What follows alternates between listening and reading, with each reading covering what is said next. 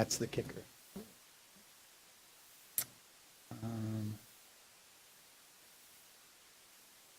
Well, that's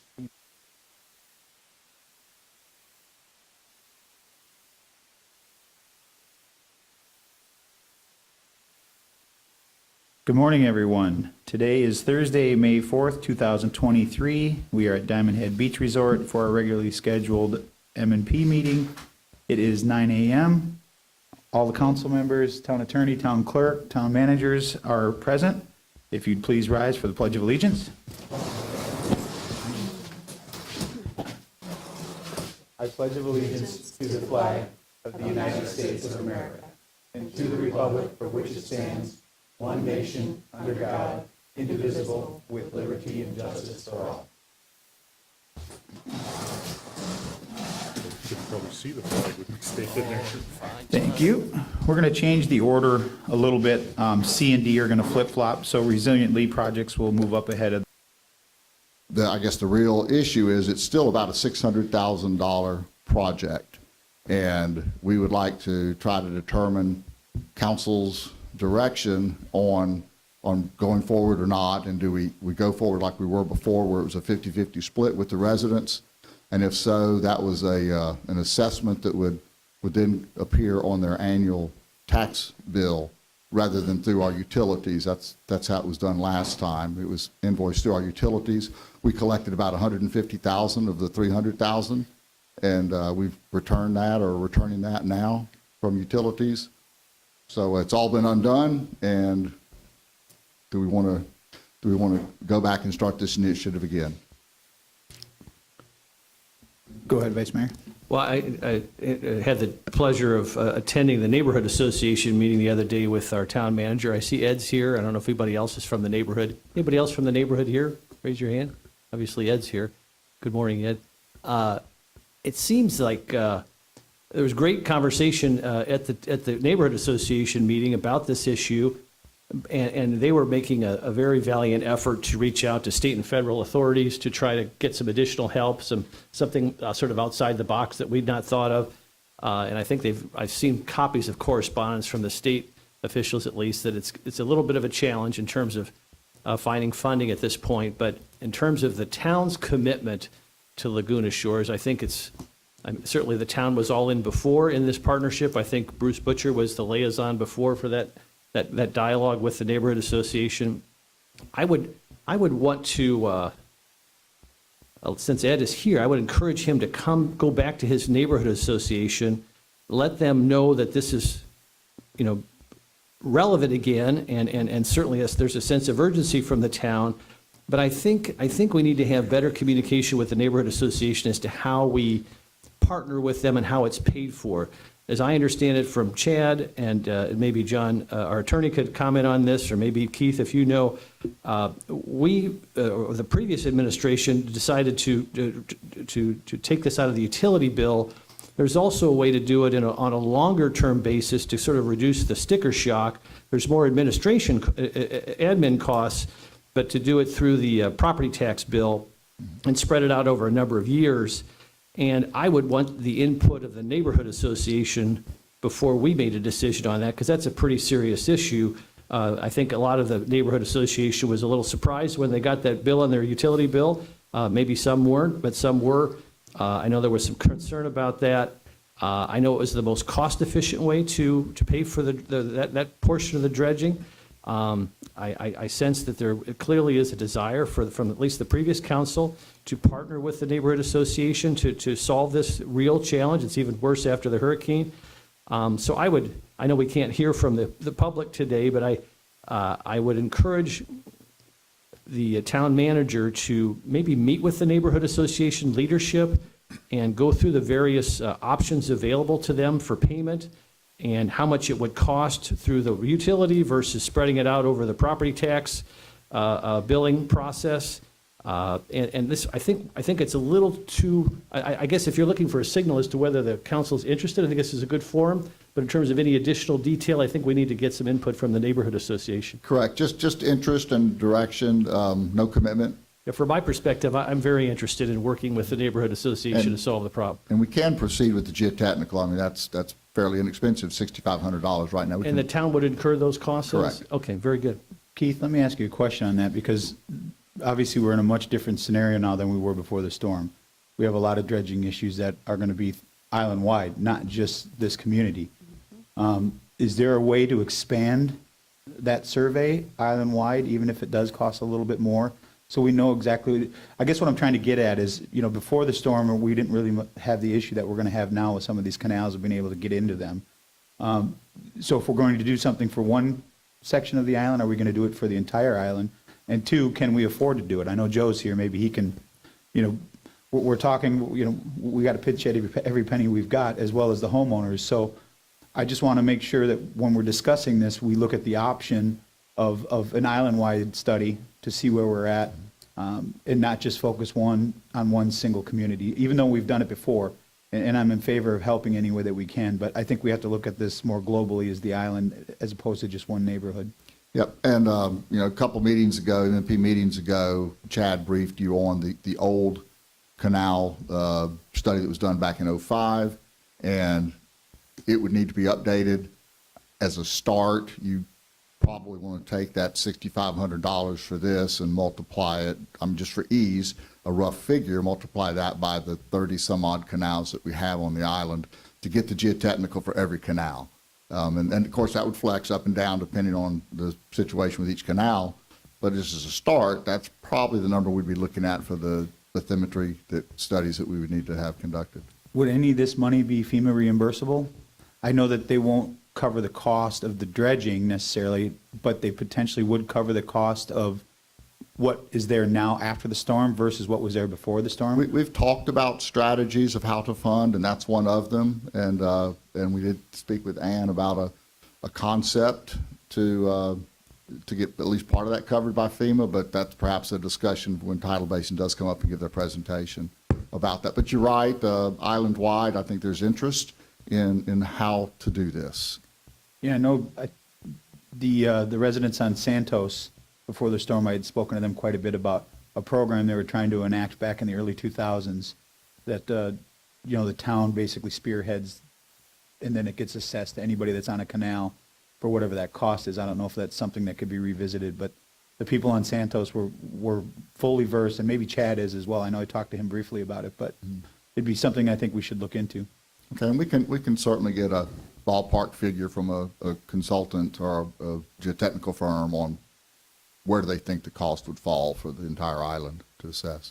And I would just some interesting points have been raised. One is I'd be interested to see how this mechanism works. How do you attach something to property taxes? Is that something that requires a vote?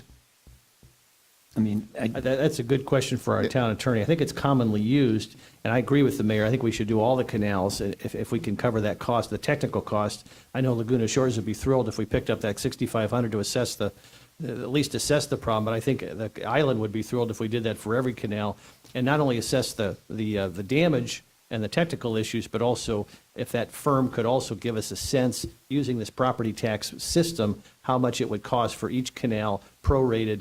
And again, there's the economies of scale here. If we can find one firm to do all the work, you might get a much better price than if each individual canal did it on their own. You might get a much better price if we did it in the aggregate. But I think that's a good question for John, because I think you've done this for other communities, I'm guessing. Yes, Mr. Mayor, members of the council.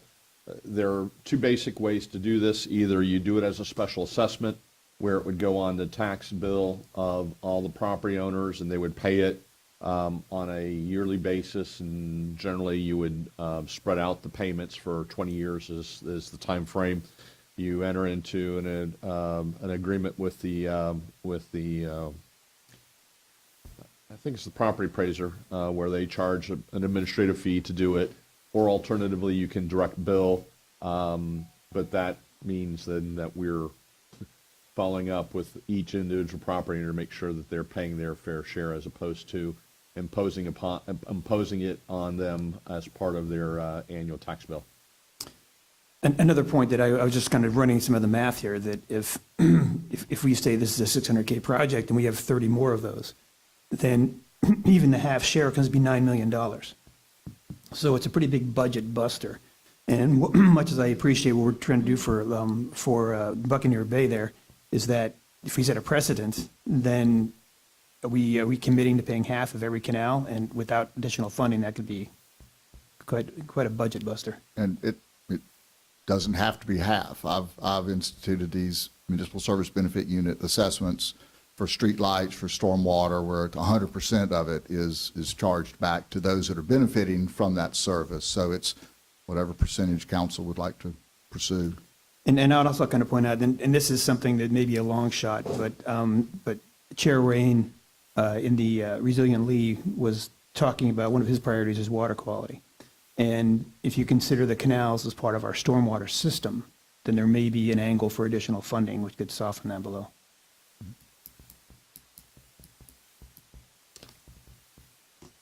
Counselor King, Counselor Woodson, you got any input? Go ahead, Karen. That was deep. Gee, thanks. I heard, Yes, I do. So I agree with Bill. I mean, every canal on this island needs attention. And I don't think it's right, as much as I understand Laguna Shores and wanting them, they've got the Back Bay and all of that. We have to look at this in its entirety.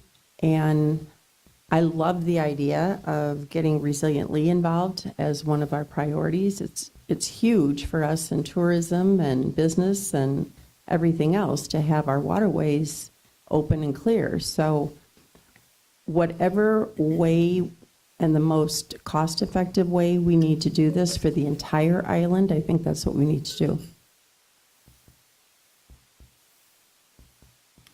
well, we've all gotten the emails about the canals. So I think, yes, in fairness, if you're going to start one place, you have to, in essence, do them all. I at least want to travel down the road and look at it, the exploratory part of it, and go forward from there. You know, normally we don't do this, but Ed, if you're here, you've heard us talk and you've heard the comments now, and obviously, you know, Laguna Shores has been the area that we've worked with in the past to do this. Do you think that if there's no objection, I'd like to have him come up, because I'd like to ask you a question.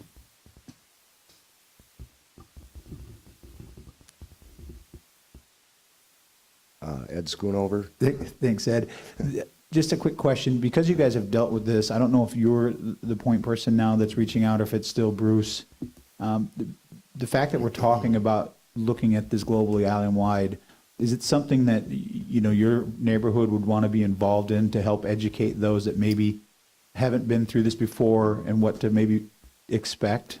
Well, I'm sure that, you know, our neighborhood would be. I'm not the expert on this. There's actually, you know, Bruce was a point person, and also Mike Poff.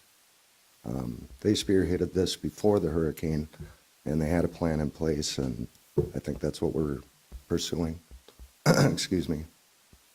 Okay, I didn't mean to put you on the spot. I Yeah. just No, I was just appreciate thinking out it. loud Thank that, just thinking out loud that, you know, now everybody's kind of seeing exactly what you guys have had to go through in the past, and it's gotten exceptionally worse now since the storm. So I think the knowledge of your neighborhood, being able to help spread that message is to, here's the process we had to go through, here's how we did it before, here's what you can probably expect or not expect. And then as we discuss it and keep open communication, I think having those forums that you attended were great for people to be able to come in and get information about. But if it's something you could just take back and run it by your That's community. what I would do. I'm not going to volunteer anybody, but Right. as a board, we'd be more than happy. Could you also, Ed, kind of poll people in your neighborhood association as to whether nobody likes an assessment period, but would they prefer the utility assessment, one lump sum, or would they prefer it stretched out over time? My on property memory was the utility payment was not liked. tax? That was my sense of Yeah. things. Yeah. Okay, thank you. Well, I can tell you my inbox agrees with you. You've heard it loud and clear. Thanks, Ed. And, you know, John, on that, assessing it to the taxes, does that stay with the owner, or does that stay with the property then for that 20 years? Stays with the property. Okay. Now, it's not, you know, once the once the study is done, once the costs have been ascertained, then you would do an assessment roll, you would identify all the properties. Generally, most governments engage a consultant to help put that, that roll together and all the paperwork, and then it's, there's different ways that, the council will have to decide whether or not it's on a per property basis, linear feet, whatever. There's different ways to assess, and that would be part of the decision-making process. And once that's done, then the resolution would be adopted, and that would get renewed every year. So it continues until the 20 years or however long it is that you all determine is the appropriate length of time, and then it would go away automatically. And one last question. What would be the percentage? Would it have to be in one go, we all go? Or would it have to be a certain percentage that would have to buy in to be able to do this if that's the route it went? Generally, what you do is you assess all benefited properties, and so anyone who receives the benefit, in this case would be essentially waterfront properties, they would all have to pay their proportionate share based upon whatever the methodology is that you all identify and what the total cost is. Mr. Mayor, if I could, Ed, you'll never come to a meeting again because we'll keep pointing you out, but since you are a leader in your community, if you would let Mike and Bruce know about the meeting tonight with the county from 6 to 8, because if they wanted to raise that issue in front of the Resiliency Committee, that might be a good opportunity to try to get some outside help, so maybe we wouldn't even have to do an assessment, fingers crossed. Thanks. I'd also just point out that the other complication is that a lot of our canals are different, so a lot of them are private. And so if they're private, I don't know if that'll exclude them from any potential outside funding. I don't think there's that many private. Jason, was there like 3 or, do you know off the top of your head? It's only like 3 maybe, so there's not a ton of them. My experience with private properties like that is they can still basically contract with the town and pay that benefit. Is, John, unless you have different experience. To a private canal. So if they Yeah, approve us to dredge their private. Their cost would be separate, so it wouldn't be shared by everyone else. It would just be the individual property owners that hold title to the canal privately, whether they're multiple or individual. But if they chose to opt out, then that wouldn't really affect the whole project, correct, if they're private? That's correct. You can include or exclude them, and certainly that would be part of the discussion that would take place with those particular property owners who own the canal bottom privately. Any other conversation? Andy? Mayor, if I may, do you want us to proceed with the geotechnical work for the 6,500 now, or just hold off on that? Just a consensus. Yeah, I mean, I guess if we could at least have a conversation, for me, I think if you can have a conversation with these consultants to see what it would be roughly and kind of figure out from there. I mean, if it's because there's going to be more to do, maybe it'd be a better price. I think that's what I would like to see first. Yeah, I agree. I'd like to know what we're getting into before we get into it. But I think it's absolutely worth exploring the cost of assessing, at least from the technical side, all of the canals as well as Laguna Shores. Anything else? All right, we'll move on to the presentation for Tidal Basin. Ann?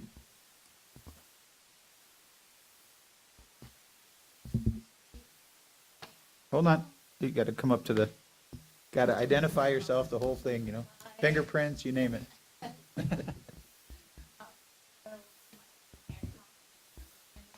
Hold on a second, I don't know if the microphone's working. Something. I think you're on now. Very good. And I'm a senior project manager with Tidal Basin. I joined our team last month, and I'm very happy to be here. They've been doing a lot of great stuff, and looking forward to helping them build on delivering results to the town.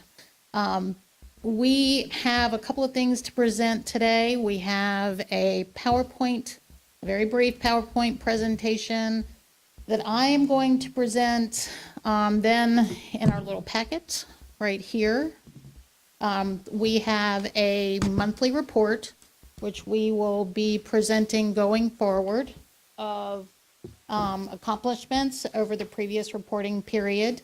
Any obstacles that we encounter, anything that we would need from you guys to help clear the path, and a projection of what we see getting accomplished in the next reporting period, the next month. And these are great. Is there a way going forward we can get these before the meeting so we can have any questions ready for you? Absolutely. Okay. Absolutely. We can definitely do that. And we are anticipating providing these at, the beginning of each month, addressing the prior month.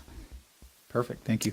We had a lot to report toward the end of April with Eliza's phenomenal support of securing money through alternate funding sources. So I think that was one of the delays in getting this out. Supporting this kind of overview monthly report, we're going to be maintaining spreadsheets that are addressing specific funding sources. We have the FEMA Public Assistance Projects spreadsheet. We have the hazard mitigation projects. Let's see what else we have. We have, While you're thinking about that, just while I'm on it, can we get this so that it can be in the packet as well, so the public can see it? A little off topic here, but sometimes it's frustrating to me that we get these, but the presentation isn't there, so we can't see it beforehand, and now we're Right. talking about something that the public can't see, yes. and we can't get our questions lined up before, so. Didn't mean to go off on a tangent, but. Absolutely, absolutely. We have the state appropriations that went up, that Eliza's gonna talk about more. We have unfunded or potentially underfunded project list that we're still trying to find a financial home for. And we did also include a kind of a flow chart of how things move through FEMA. But Eliza is going to talk more about the monthly report.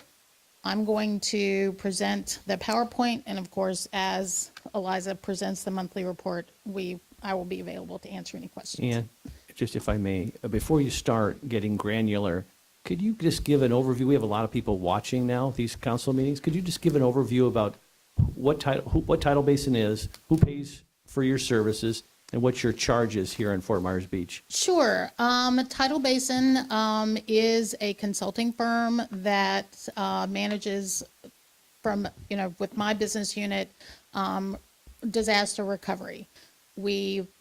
Our charge here is to support maximizing the town's funding under federal programs like PA, HMGP, CDBG-DR, and also to help you secure any alternate funding sources that may become available through the state.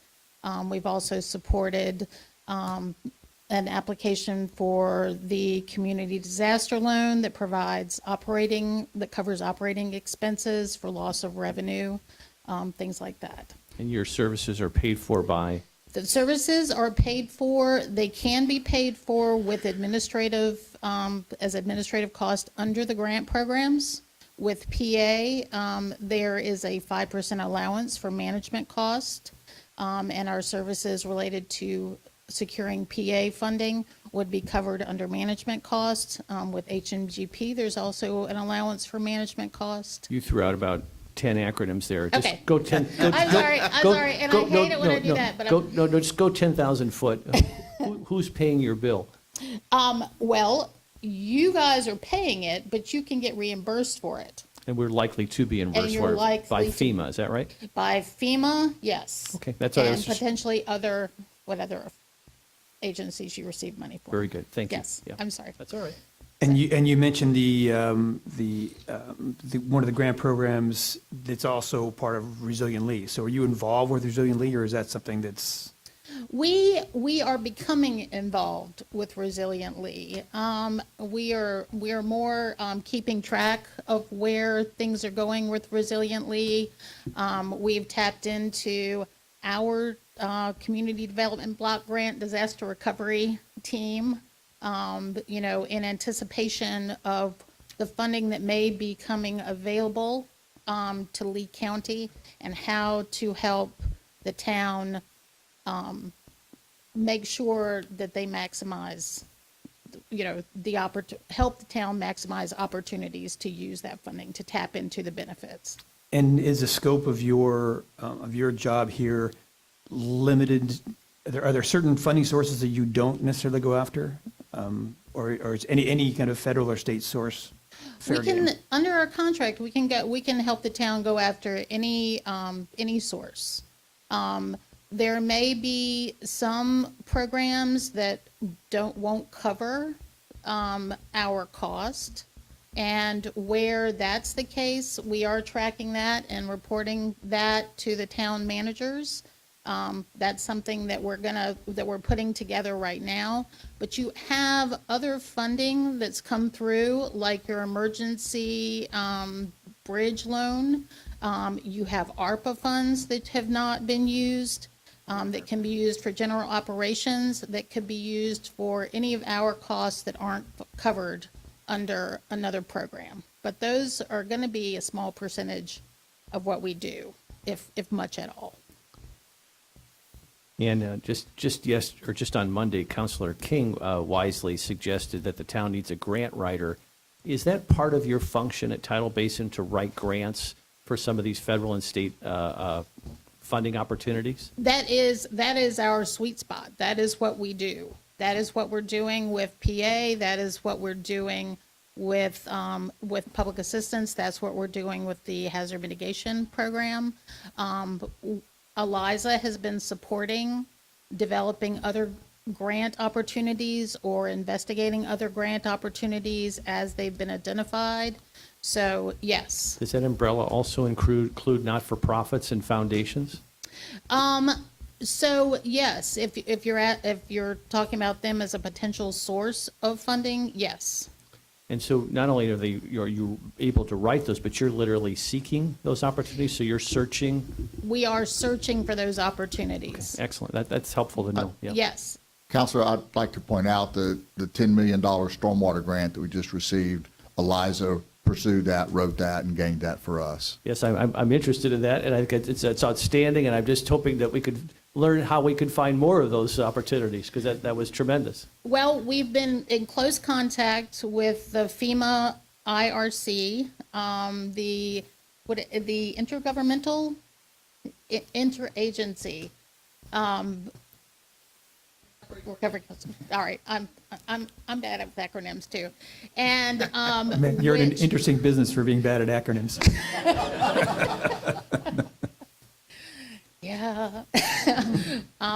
So I personally first worked with this FEMA organization after Hurricane Michael. And they provide a tremendous resource for identifying opportunities. They won't necessarily write the grants, but just doing the legwork and helping reach out to organizations that can fund, our list of unfunded projects, of a town wish list. That's just a tremendous resource that is available to the town, for free. And this is your team here in the audience? I think so. I'm sorry. I think he Yeah, means a couple of Tidal groups here, Basin. Tidal Basin's over here, Tidal and Basin's over here. the IRC interagency group is over there, which includes at least FEMA and EPA. I'm not Keith- sure. Keith defined IRC. She just said it. Okay. Yes.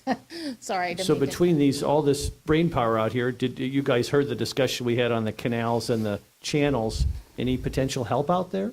I see some heads nodding and maybe some shoulders. Absolutely. Okay. It's already on our list that's included in our packet of unfunded projects. It's listed as a priority project. You know, it is definitely, you know, one of the higher priorities on that list, and we have started talking about that. You guys haven't even started to see the acronyms yet. Wait till FEMA gets up here. Go ahead, Ann. You want to start with your presentation? Sure, I'll start with the presentation. Let's see if I can use the clicker. All right. Okay, so this presentation is basically to provide a visual and kind of a very brief summary of the major funding, the major federal funding sources that kind of establish the basis of a recovery, and you know what they cover, where you kind of need to be aware of what the limits are, and you know why you would want to do things like make sure you get all the public assistance you can before you start looking at other potential funding sources. Same with hazard mitigation, and then the role of the Community Development Block Grant Disaster Recovery Program. So we also, in this slide, we show, you know, FEMA's kind of the baseline. Then you have the hazard mitigation program, and then CDBG DR.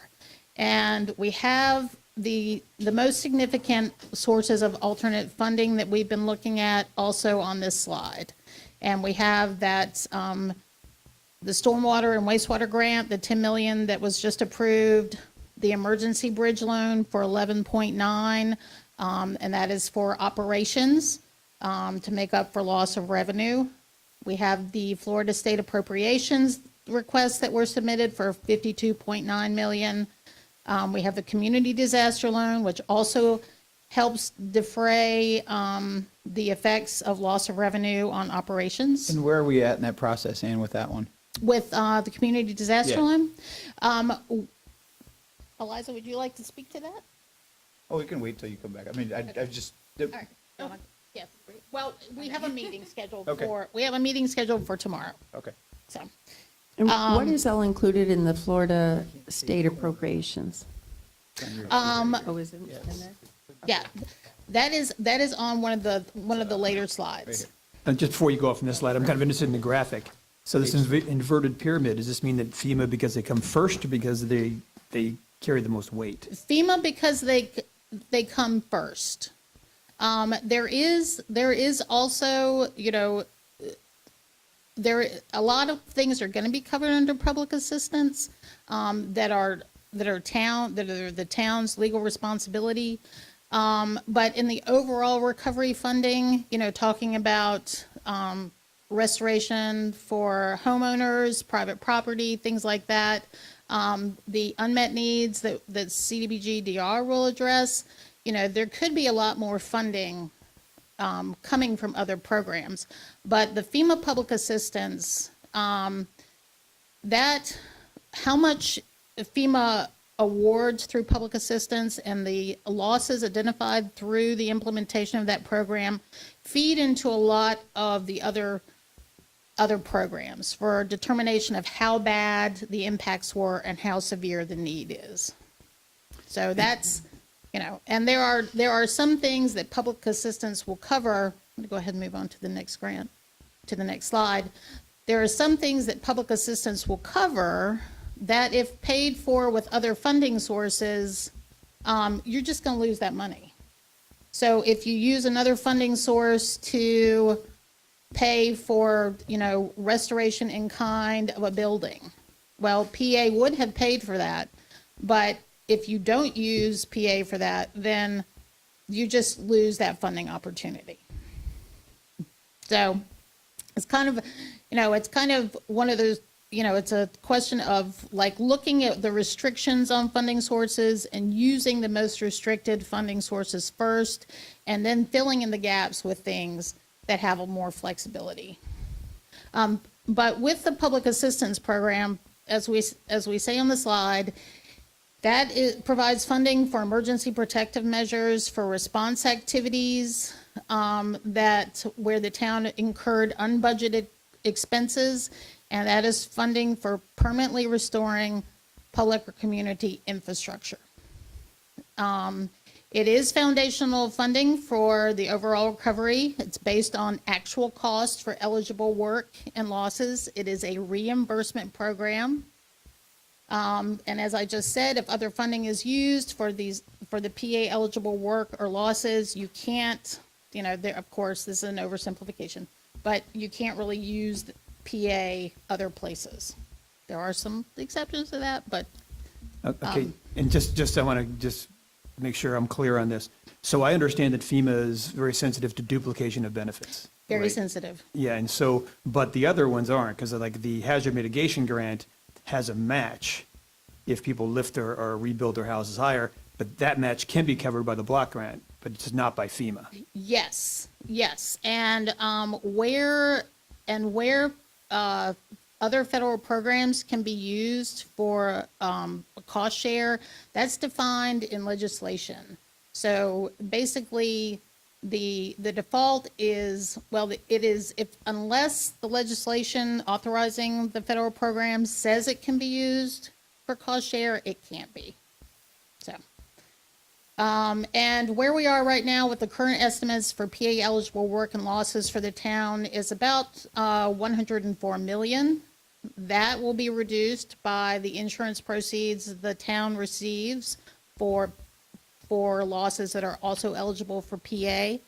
But that doesn't include 406 hazard mitigation, which is improvements to facilities that were actually damaged, and any codes and standards upgrades that are implemented. So that could increase that 1.4 million. The next slide provides some very high-level information about the hazard mitigation program, the 404 hazard mitigation program, which addresses mitigation of community assets that were not damaged, and has a broader scope that it could include things like homeowner residence elevations and hardening and things like that. That provides funding to governments for hazard mitigation planning and those community projects.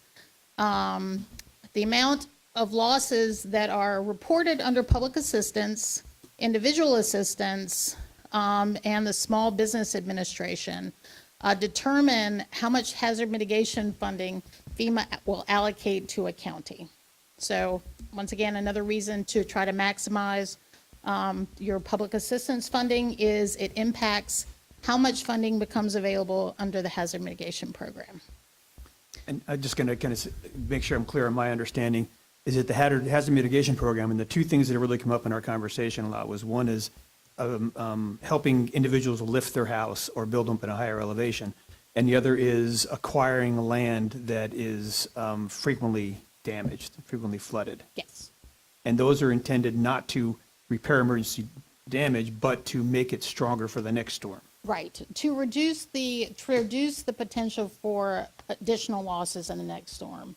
You know, the acquisition, the property acquisition program, the repetitive loss program, it's just designed to build back in a common sense way. You know, if buildings on this in this flood zone keep getting knocked down, maybe we shouldn't build back on that flood zone. And if you could, just since Bill brought it up, if you could touch on that hazard mitigation grant program for elevating your house to 50-50 match. There's some confusion out there as to how long it takes to get that. If you could start your project before can you touch, you know what I'm talking about? I do, and I know enough about 404 to be dangerous. It's more than me. Yeah, that slide, that's pretty much, what I'm comfortable talking about. Okay. Shooting from the hip on. Maybe this is a better question for you guys, and maybe it's not. Well, anyway, if you can keep it on your radar, because I know there's a lot of questions out there about that. Yes. When they could start, how they could start. Is it 6 months? Is it a year before they could start? Things like that. Right, and I will take that question back we have a hazard mitigation, a 404 hazard mitigation practice group who is supporting the town. And I will take that question back to them and make sure you get an answer to that question from somebody who's. And it's also not just timing, but the strings that are attached, because I know one string is a requirement to carry flood insurance. Yes, absolutely. But then the other part is if you've lifted your house up, hopefully your flood insurance premiums won't be very high. That's true. Wishful thinking. So Lee County has received, will receive an allotment of funds to allocate among projects that were previously identified under the local mitigation strategy. And the project selected, you know, what the identified local and state priorities are going to influence what projects are elevated to the state and submitted for funding. And of course, the big thing for hazard mitigation is, are the projects cost effective? Projects must pass a benefit cost analysis. And that's another thing that I know less about. But our practice group knows a lot about that.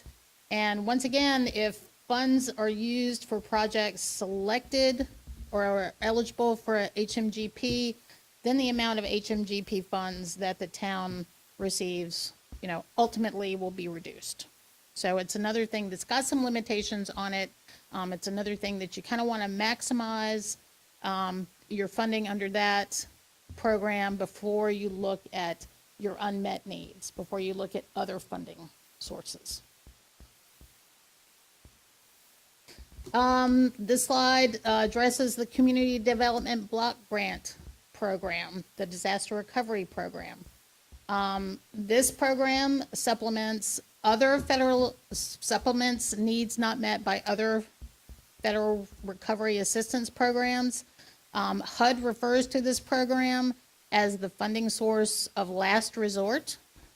The way community development block grant funds work is a lump sum of money will be appropriated and provided to the state, and that money will be made available for authorized purposes until that funding is expended. So that's a little different than the public assistance program and the hazard mitigation program, where you write a specific grant, you get the money that you have identified under that grant. It's a discrete amount, and that's all you get. At least at the state level, you get this money and you use it for authorized purposes until it's gone. And a quick question on this CDBG DR. We know that, we'll have that meeting tonight with the Resilient League group, and we know the money is going through them, and I know that they're charged with putting together an action plan. And I've talked with Keith about this briefly, and I know that they don't want municipalities to put together action plans, but in your experience, do you think it's a good idea that we have an action plan as a town, not necessarily to submit, but to have our ducks in a row, if you will, to make sure that our asks through the county's action plan align? I believe, I wouldn't call it an action plan, but I do think that it would be good to have a strategy, and your priorities identified for the CDBG-DR. It would also be helpful to get to the county what you think your total losses actually are. We have a CDBG-DR practice group, and, they have indicated that, there is data about losses that they're looking for that's not really available yet, because the CDBG-DR, in my experience, the appropriation was made very early after this disaster. It usually takes quite a bit longer to get to that point. So, once again, with this being kind of the funding source of last resort, they're looking at what are the needs that haven't been met? What are the losses? And with things like public assistance, that's, obligation of those projects seem to be lagging a bit. So that's still kind of an unknown. It's like what are the, in an from an official perspective, they're not seeing what the town's PA eligible losses are. And that's something we can provide to Lee County to kind of say, this is where we see, our losses, this is what we see our losses to be. It's just searching for some additional clarity.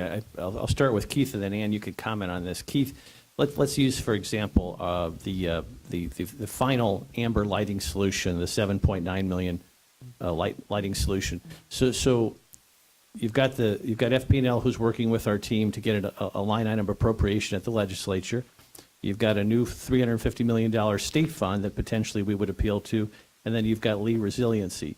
So are we basically going to all three funds for our lighting? Do we prioritize one over the other? Or do we just hit all three and hope for the best? Can you just kind of illustrate how we strategically are addressing and moving forward with that? I think that's a pretty good example of unmet needs. And so as an unmet need project, and Resilient Lee, I would say, yes, it's a good opportunity. Council's not come out and said, hey, that's a priority yet, but for Resilient Lee, but yes, we are pursuing it through the allocation and any other source we can. So that's the way from unmet need projects, you hunt what are the possibilities for funding for those projects. And there could be multiple sources, and you may have to stack those and actually have multiple sources. Absolutely. And it is, that was a great point of, that these projects do need to be kind of shopped around to see where you can get the most bang for your buck. And that is something that we are very happy to help you with. But, your funding strategy, you've got a lot of things coming in, and they're going to be available at certain times. Some things are going to have some strings attached that you may need to work around. Some things are going to have cost shares that you're going to need to address. And, we just need to define those things so we can optimize the funding overall.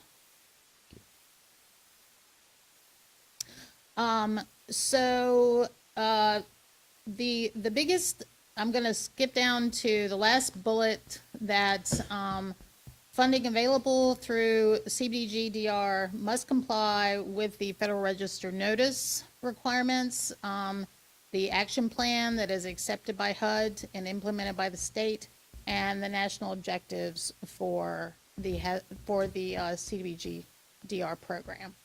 And a lot of that is going to be the county's responsibility, if as a direct grantee.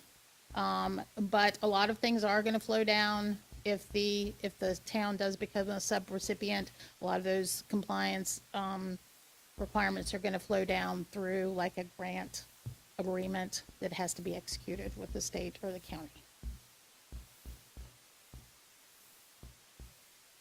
So examples of projects that can be funded with public assistance, hazard mitigation, or community development block grants. I wanted to include this slide. You guys probably already know, but as we discussed, the repair or replacement of things like town hall that were damaged in the storm would be something that public assistance would cover. The clearance and repair of the stormwater drainage system, which was greatly damaged and impaired by the storm, and the repair of roads and replacement of road signs. Those are all things that public assistance would pay for. You could add to that the cost that the town incurred for the COVID. I've been in COVID world, for the emergency response. For hazard mitigation, some examples of projects that 404 would cover is the elevation of generators, regardless of the generators that were not damaged during this event, to avoid future inundation, future damage. And of course, we talked about the community building, retrofit and hardening, and the residential hardening or purchase. And with CDBG-DR, workforce housing is something that we have discussed. It's on the priority project list. The construction of a new public works building, if that's something that the town would be interested in, and that would be tied to the delivery of public services to the community. And also, something to think about is business resiliency measures that might be available. And an example that one of our folks who work Sandy provided was pull down storm barriers for storm fronts to keep out, lower level flooding, storm carried debris or wind carried debris, things like that. Those are the types of things that you can look at funding with CDBG-DR. Just kind of an overview again, the alternate and additional assistance we've been working on, and also just an opportunity to point out what we've secured, what Eliza has been able to help the town receive is the $10 million stormwater and wastewater grant and the emergency bridge loan. And we have the state appropriations that have been submitted for $52.9 million, the community disaster loan, which we're meeting about tomorrow, and the local match waivers, which is, again, one of the options for taking care of the local match, in addition to potentially funding under community development block grant or another funding source. And I would invite questions, but I think actually questions would be better after Eliza presents our monthly report in more detail. Come on up, Eliza. Before we start, I know, Keith, you touched on it, but I think it's important that people that are listening that may not know, this young lady, Eliza, that's coming up here to talk was the one paramount in securing that $10 million grant for stormwater. That's correct, and the benefits of that, as we talked about at the meeting on Monday, is it helps us, in simple terms, it helps us spend less of our money on the stormwater systems, which then helps us keep our utility bills lower for stormwater services. So it's a direct impact to our citizens. Now, is this separate from the funds using to repair the existing stormwater? I'll let Eliza address all that. Which is substantive. It's in terms of the definition of the word grant, that's money that will be provided to the town of Fort Myers Beach that does not have to be paid back. I'm just stating the obvious, but that's a pretty big deal. So this concept of applying for grants versus loans, are there others? What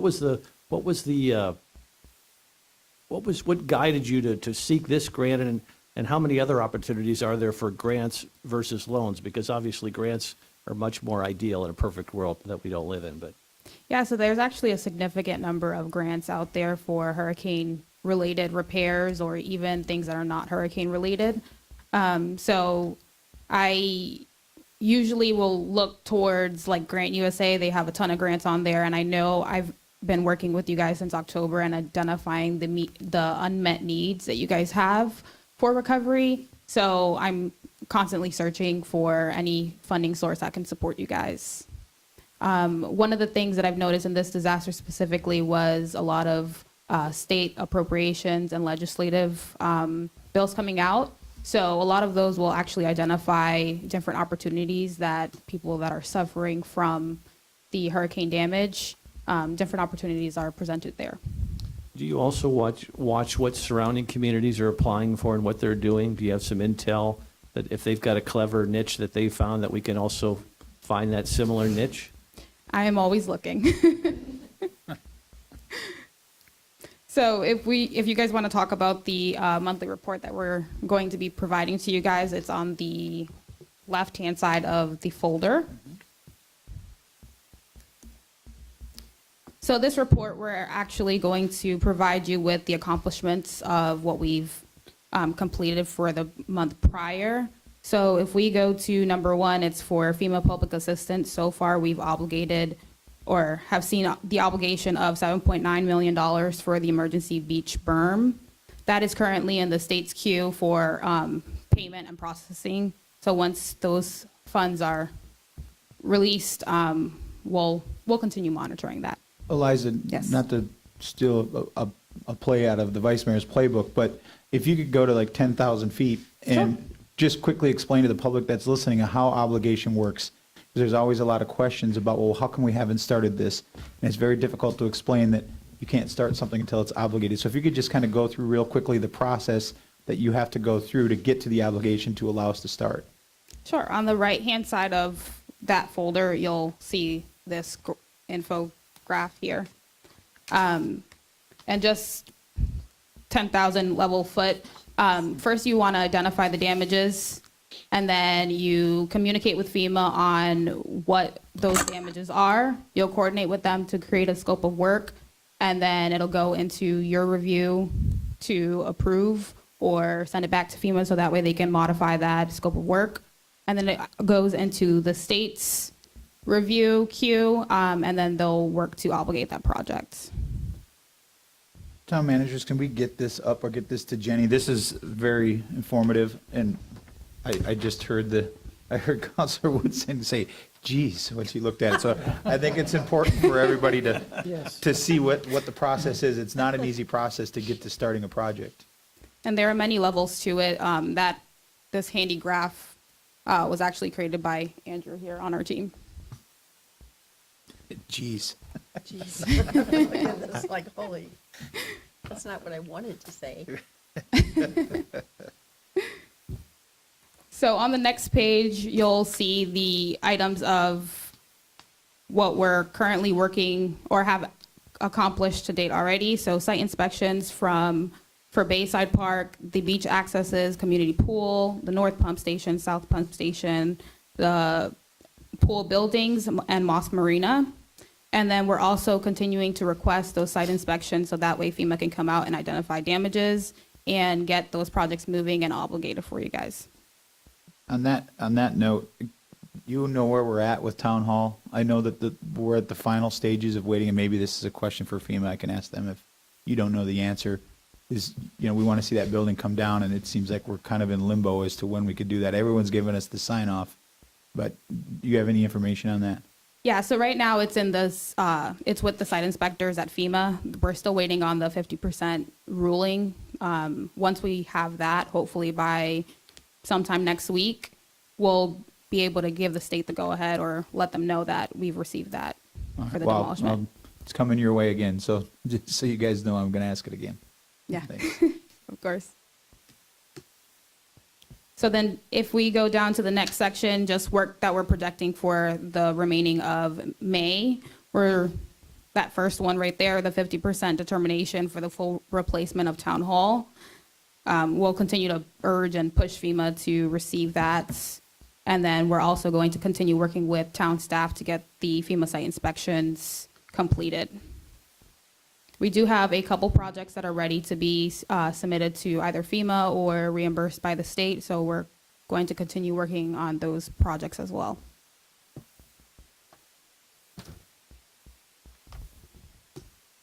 All right, if we... Just a quick question, because I know you have Times Square in here too. When you have a project which there's a lot of county involvement, because a lot of your around Times Square is county, are you interacting with the county at all, or is it strictly Fort Myers Beach? So this is strictly Fort Myers Beach. However, if there are projects that we need to coordinate with the county to make sure that we're not going onto their property, we will.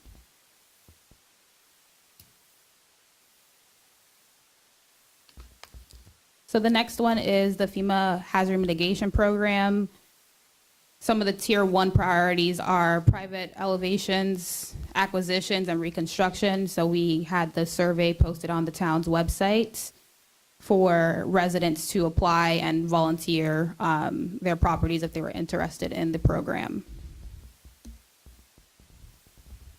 Eliza, the one that caught my eye here was this property acquisitions ones that you have. You said that it shows that 5 were interested and only 3 were determined eligible. What's the eligibility on that? So the reason why those 2 were deemed ineligible was just because they were outside of town city limits. Oh, okay. Town limits.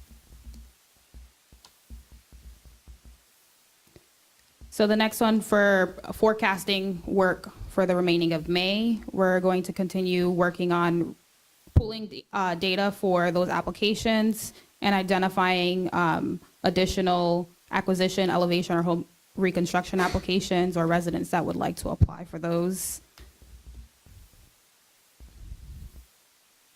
One thing I will say about the hazard mitigation is that the county recently modified their priority list. So we are waiting on an updated list from the county, but once we have that, we'll be able to share that with you. Right. And then if you flip to the back side, that is the state legislative appropriations. And this has all of the appropriations that were submitted back in February for the total of $52.6 million. Some of those appropriations won't be actual line items as they kind of merge them together in that $350 million grant program that they're working on. So we'll eventually have to have further discussion on which of these projects, or if you want additional ones to be submitted for that $350 million. So just to kind of clarify what I think you're saying there. So does this mean like when the governor is going through and doing his line item thing, that these don't show up as individual line items, that it's just one big grant? So either he gets rid of that or nothing? Correct. That's what we've been noticing so far, that a lot of it's been combined into one.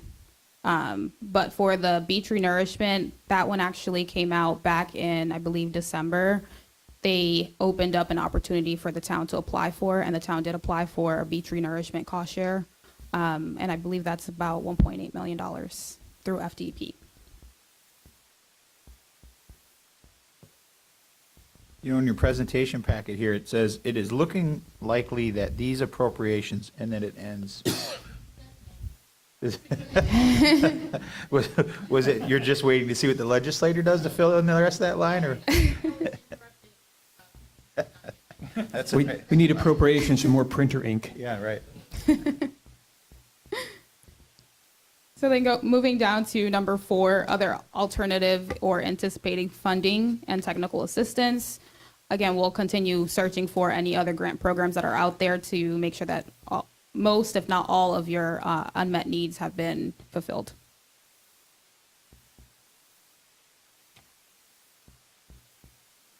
And right now, we have applications in for the emergency bridge loan, the CDL. The town was awarded the FDEP stormwater grants. And then we are coordinating with the IRC to provide them with projects that the town has unmet needs for.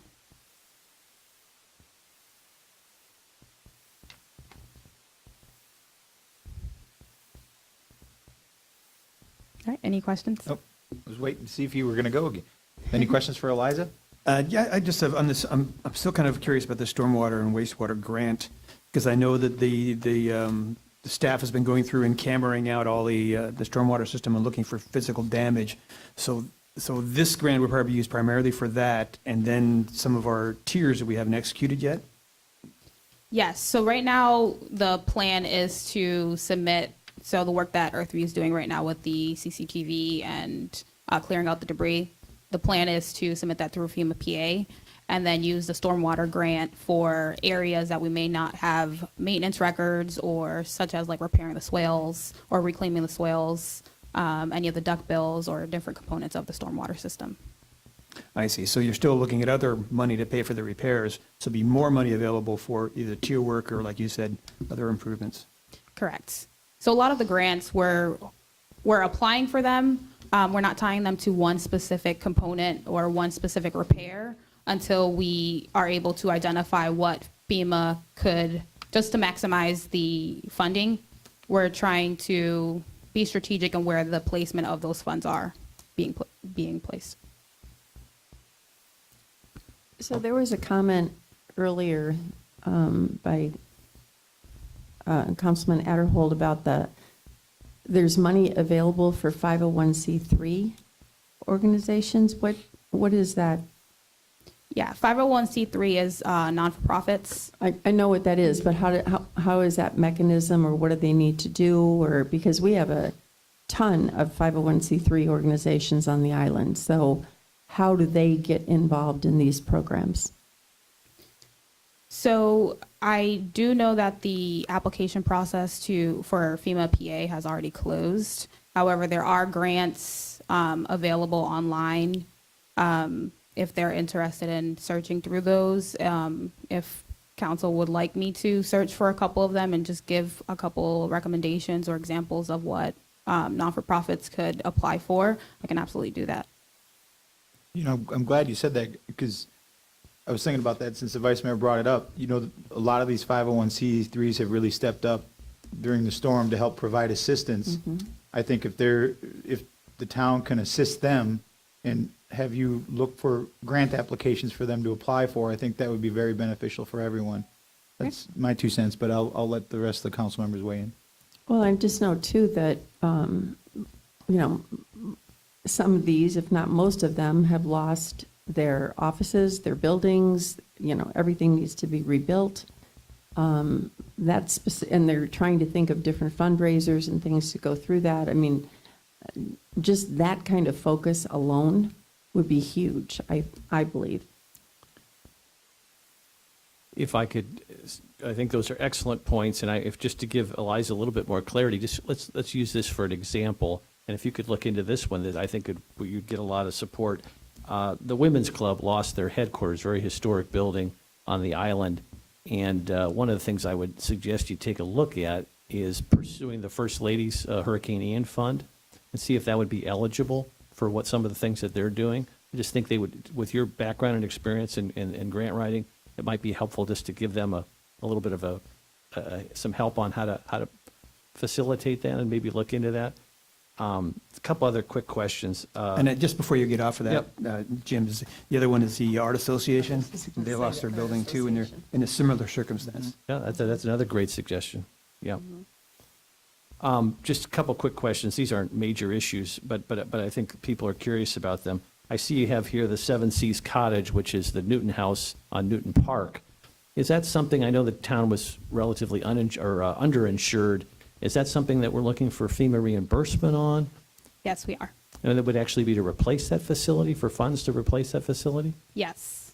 So it would just depend on what the council's direction is, either replacing the structure or searching for FEMA to provide funds to replace it, but not necessarily actually rebuild it. So we could potentially use those funds for the thatched, although we got some help from TDC, but I don't know that we got help for permanent restrooms at Newton Park. So that those funds could be helpful to maybe creating a facility for permanent restrooms there and et cetera. And then this is again a question people ask me on occasion is with your now renowned grant writing skills, there's a lot of vacant lots right on the ocean, beachfront property, obviously pretty pricey, but at the same time pretty rare opportunity for the town.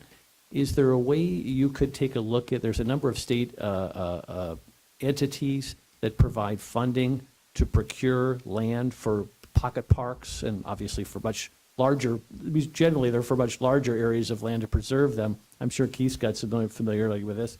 Is there a way we could see if maybe through one of these grant opportunities that one of these empty lots could be procured, and then we would have we'd have a nice little park, we'd have a view corridor preserved, because this is kind of a once-in-a-lifetime opportunity to preserve a little bit more oceanfront property for the public to be able to utilize, see, maybe beach access. I mean, just a whole dynamic for a pocket park that probably would rarely ever present itself again. Yeah, absolutely. We can look into that. And I believe through HMGP, if the property owners are open to the acquisition of those properties, we can search through there as well. Yeah, these would be for properties that would be for sale. Certainly, I don't mean eminent domain or anything. I just anything that would be for sale, or et cetera. Yeah. Thank you. Of course. Yeah, I think and that's a really good idea, but the cost-benefit analysis might become a real. I don't disagree, Councilor Veach, but with her success rate right now, she's on a roll. We might get lucky. No pressure, Eliza, no pressure. Yeah, and one thing you can be sure of is if you don't ask, you won't get it. That's right. I'll just add that land acquisition is one of those that there's multiple funding opportunities for through CDBG-DER, through Resilient Florida. through HMGP, I guess HMG, anyway, there's a lot of different opportunities there. So I think land acquisition as a general initiative would be a good one for council. And then you look at things such as individual Gulf front lots to basically take offline to relieve any kind of repetitive damage there, or infill for pocket parks, or even the Gulf side of Times Square as an example. Or so there's a lot of different opportunities there that could be lumped together into a general land acquisition category, and then you shop out all of those different funding sources to see which one might be most viable, if any. Sounds like a great plan. That's excellent. Thank you. Chris, are there any other questions for me? Thanks, Liza. Great job. Quickly, can you have this all put together? If I could snap my fingers and make it happen tomorrow, I would. Thank you. Thank you, Eliza. Next, we will move on to agenda item D, which is Resilient Lee projects. Bill, you want to start this off? Well, it seems that's kind of in line with the conversation we've been having. So in identifying some of the projects, the word I'm going to get is that this is a good opportunity to go for expensive projects. The little nickel and dime stuff is probably better handled somewhere else and used as kind of a fill at the end. But the program is administered by Housing and Urban Development, so it's by a housing entity. The chair has expressed his support for workforce housing and is listed as one of potential leads. If you go up and down the beach, there's a couple of opportunities, I think, for workforce housing. One is the commercial building that we talked about some time ago for maybe an interim town hall. The other opportunity that has come up is that we have a lot of churches. There's no functioning churches on the island now. And a lot of them are sitting on large lots with smaller congregations. So one potential model is to use grant money to purchase the majority of a church lot, and then with that land, use that for workforce housing. And the proceeds from that for the church can go to rebuild the church. So you can get workforce housing and save a church with the block grant, which is kind of a good way to go forward and make a little extra benefit for it. That might also move things up on the list. And in any property you want to acquire. Also, I think that the county I've heard is interested in doing something on San Carlos Island. And I've also been told that we should work on a master plan with the county about the Times Square area and potentially even San Carlos through San Carlos Island. It's kind of a fairly blighted area, if you will, to see if we can integrate together. But that's mostly county, but it's going to require some communication with the county going forward on that. So I think there's a lot of workforce housing opportunities out there. And this is independent from potential workforce housing we can get from development incentives. There was also talk at the last meeting about burying our power lines, I think specifically the ones down to Estero. I think we can come out in support for that. I think that, to me, is largely a Lee County project because it's power lines that's largely in their right-of-way. It's not something that I know that we've really talked about as a county, as a council, as being a priority. But if the opportunity presents itself, is that something that we're interested in as a county? And I'll just go through a list, maybe then we'll talk about it afterwards. The streetlights we've been talking about, that's a real good example of lots of different potential funding sources. But this could be useful at the end of that to fill in any gaps we have.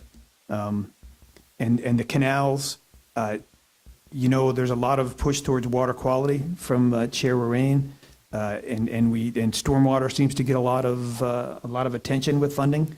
And I think there's an argument that our canals are part of our stormwater system, and that without functioning canals, that the system really is more prone to flooding and maybe contamination.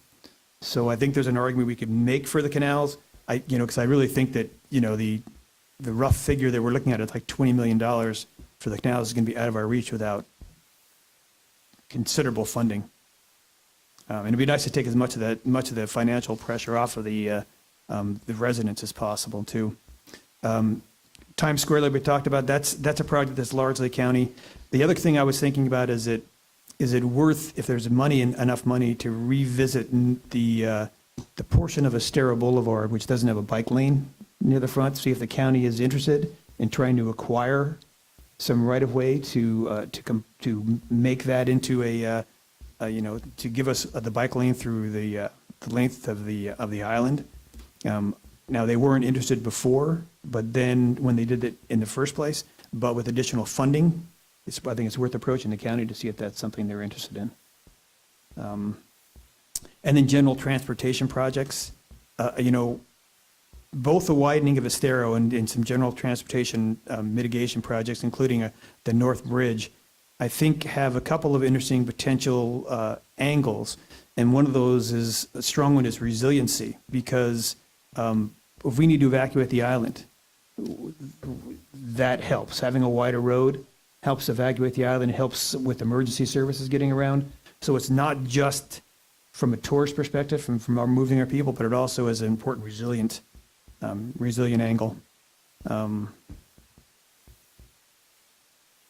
Another thing about resiliency that I know was kind of in our plans anyway, which may fall into either Bay Oaks or Town Hall, is to build a kind of a hardened command center, including hardened cell phone towers. So that, because I know, as we all know, after the storm, communication was one of our biggest problems. It was so hard to communicate from the island. So that may be a way to tag that on to Town Hall, to give Town Hall more of our priority, or Bay Oaks.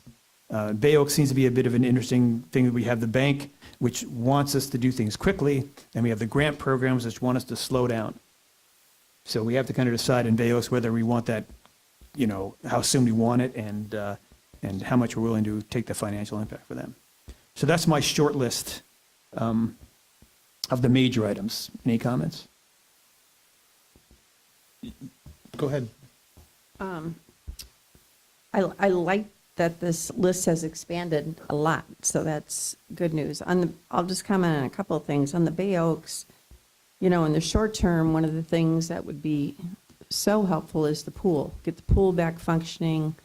That could be a short-term project with the loan that we have to get started on right now, and then get the kids back in programs and things like that.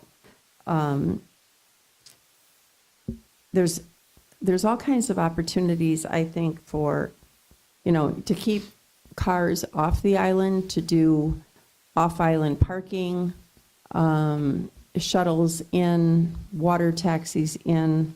I mean, these are all public benefits that I think we should be looking at as well. I mean, I know that we're going after big projects and groups that want to rebuild and have them help us with public benefit, but we have a big opportunity here to be doing this. On the streetlights, I know I'm going to take it on this one, but the opportunity to maybe still look at on the final phase of what the real light should be. And I know we've talked about it, but I do think that there's more options that have come available in the last couple of years that we should at least take a look at for those types of things before we make the final decision. I know we have the temporary lighting going up, and that's fine, but I'm talking about the final. But no, I'm really glad to see that all of this is expanding, and I know everybody else has input on this as well, so. Mr. Vice Mayor? Yeah, I like all the ideas that have been mentioned. I guess I'll let everybody speak, but my interest today, again, great ideas. I hope at the end of this, we'll all come together with I'm a big messaging person. I want to make sure we have a coordinated message tonight and divvy up various sections of whatever our priorities, whatever we deem our priorities are, and just have a communication strategy for tonight, because I think that'll set the tone for the public as well. And obviously, anybody's more than free to talk about whatever they want, but I think the council will help set the tone strategically as to what our priorities are, and I look forward to discussing that when we're all done here. But I like all the ideas, and I'm still a little bit confused as the jurisdictional authority of this particular committee and what they can and can't spend money on, because that would give you a little bit of more clarity about where to focus our asks on, because it seems like, again, all great ideas, but I can't imagine all these things fall under Lee resiliency, but maybe they do. I don't know. It's a bit confusing. So I'll just listen for a while, and then maybe we can hone a strategy for tonight after we're all done. Counselor King?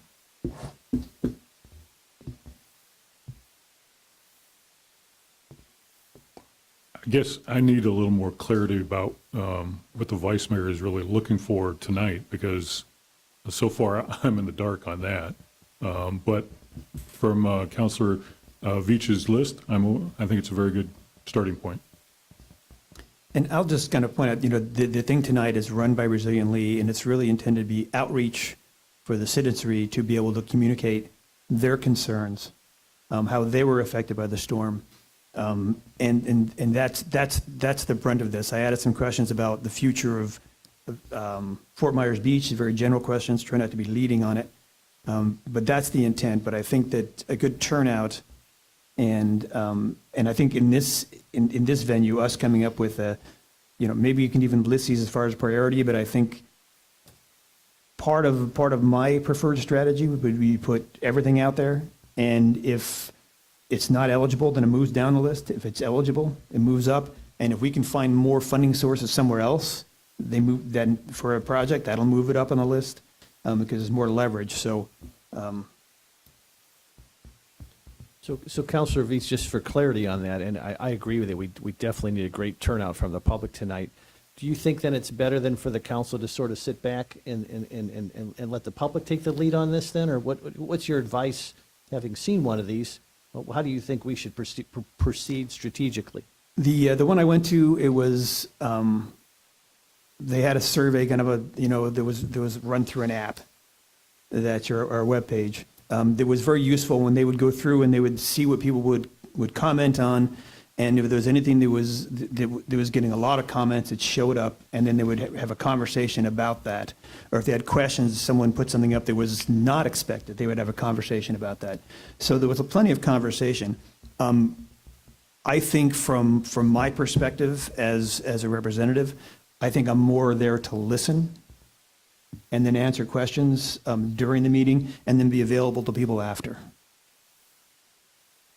But we're advertising in a meeting, so anyone on council is free to speak at any time about what they want to.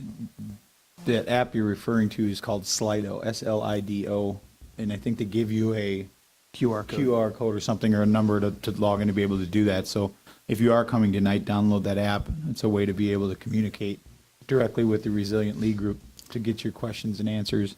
And what I'm hoping is that if we'll be streaming it, that people can get that app QR code from home and hopefully be able to participate in the surveys.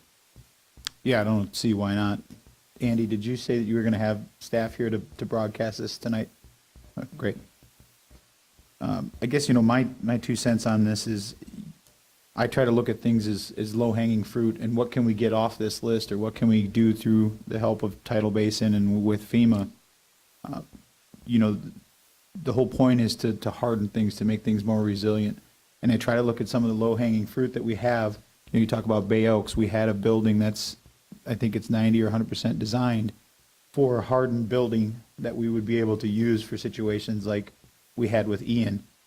Communication, to me, is absolutely key as we're coming into hurricane season. Again, we've had initial conversations with the fire department as to what can we do better, how can we get the information out quicker, how can we know where people are if they choose to stay, so that people, when they are searching for them, they're finding them at the place that they're actually at. They may not be at their home, but they may be somewhere else. So for me, one of the top priorities is the hardening of the communication system, to be able to respond much quicker after, whether it's cell towers, CBs, whatever it is. I think we really owe it to everyone to really look hard at that, as well as providing a space like that Bay Oaks building that's ready to go. How do we secure funding for that to start that process, whether it's through that loan that's very, very low interest that's out there ready to go. It provides a shelter for people that have no place to go. is the way I kind of look at it. It serves multiple purposes. It could be even harden more through mitigation funding to make it an EOC if we needed it to be. So, and that's a project that's ready to go that we could get moving very, very quickly. So for me personally, those are the top priorities I think that we should look at. The CDBG, we all know. We all know the alphabet soup. That's going to be long-term, and I think that goes into the same bucket. I think Billy did a great job of laying out some of the top priorities, and I'm interested in hearing from our residents tonight of what are some of the things that they've thought of that maybe we haven't, that are important to them.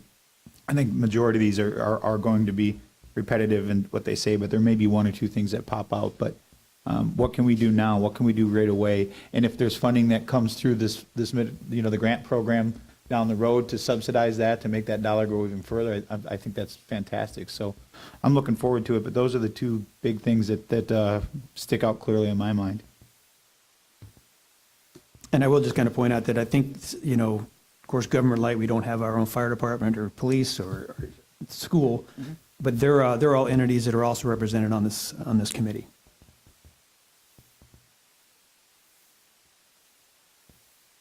I know Vice Mayor Erholt and Councilor King, it's very confusing. I can tell you over the last few months, I've learned probably way more than I ever thought I would learn, and there's still so much to learn.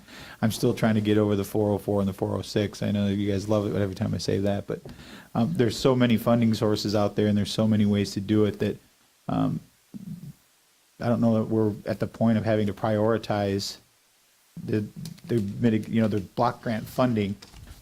Am I correct in re-saying what you already said, Bill, is that this is more of a meeting to get ideas of what's important to the town of Fort Myers Beach, what we think we can use that money for, to help the group plan to provide recommendations to the BOCC to spend that money when it becomes available.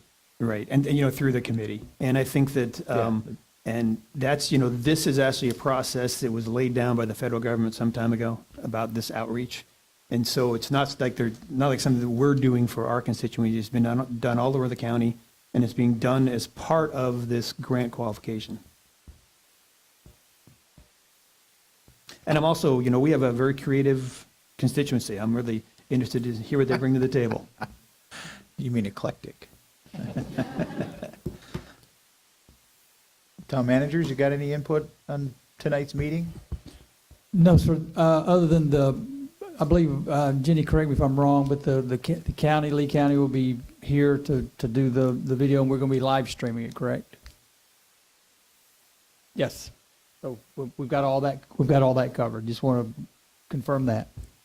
And if we could beforehand, if we can get the information out on that app, whether it's a QR code or whatever that number is, if we can get it ahead of time or make sure at the beginning of the meeting that it's out there so people that can't be here can participate remotely, if that's even a possibility, but I would think they could.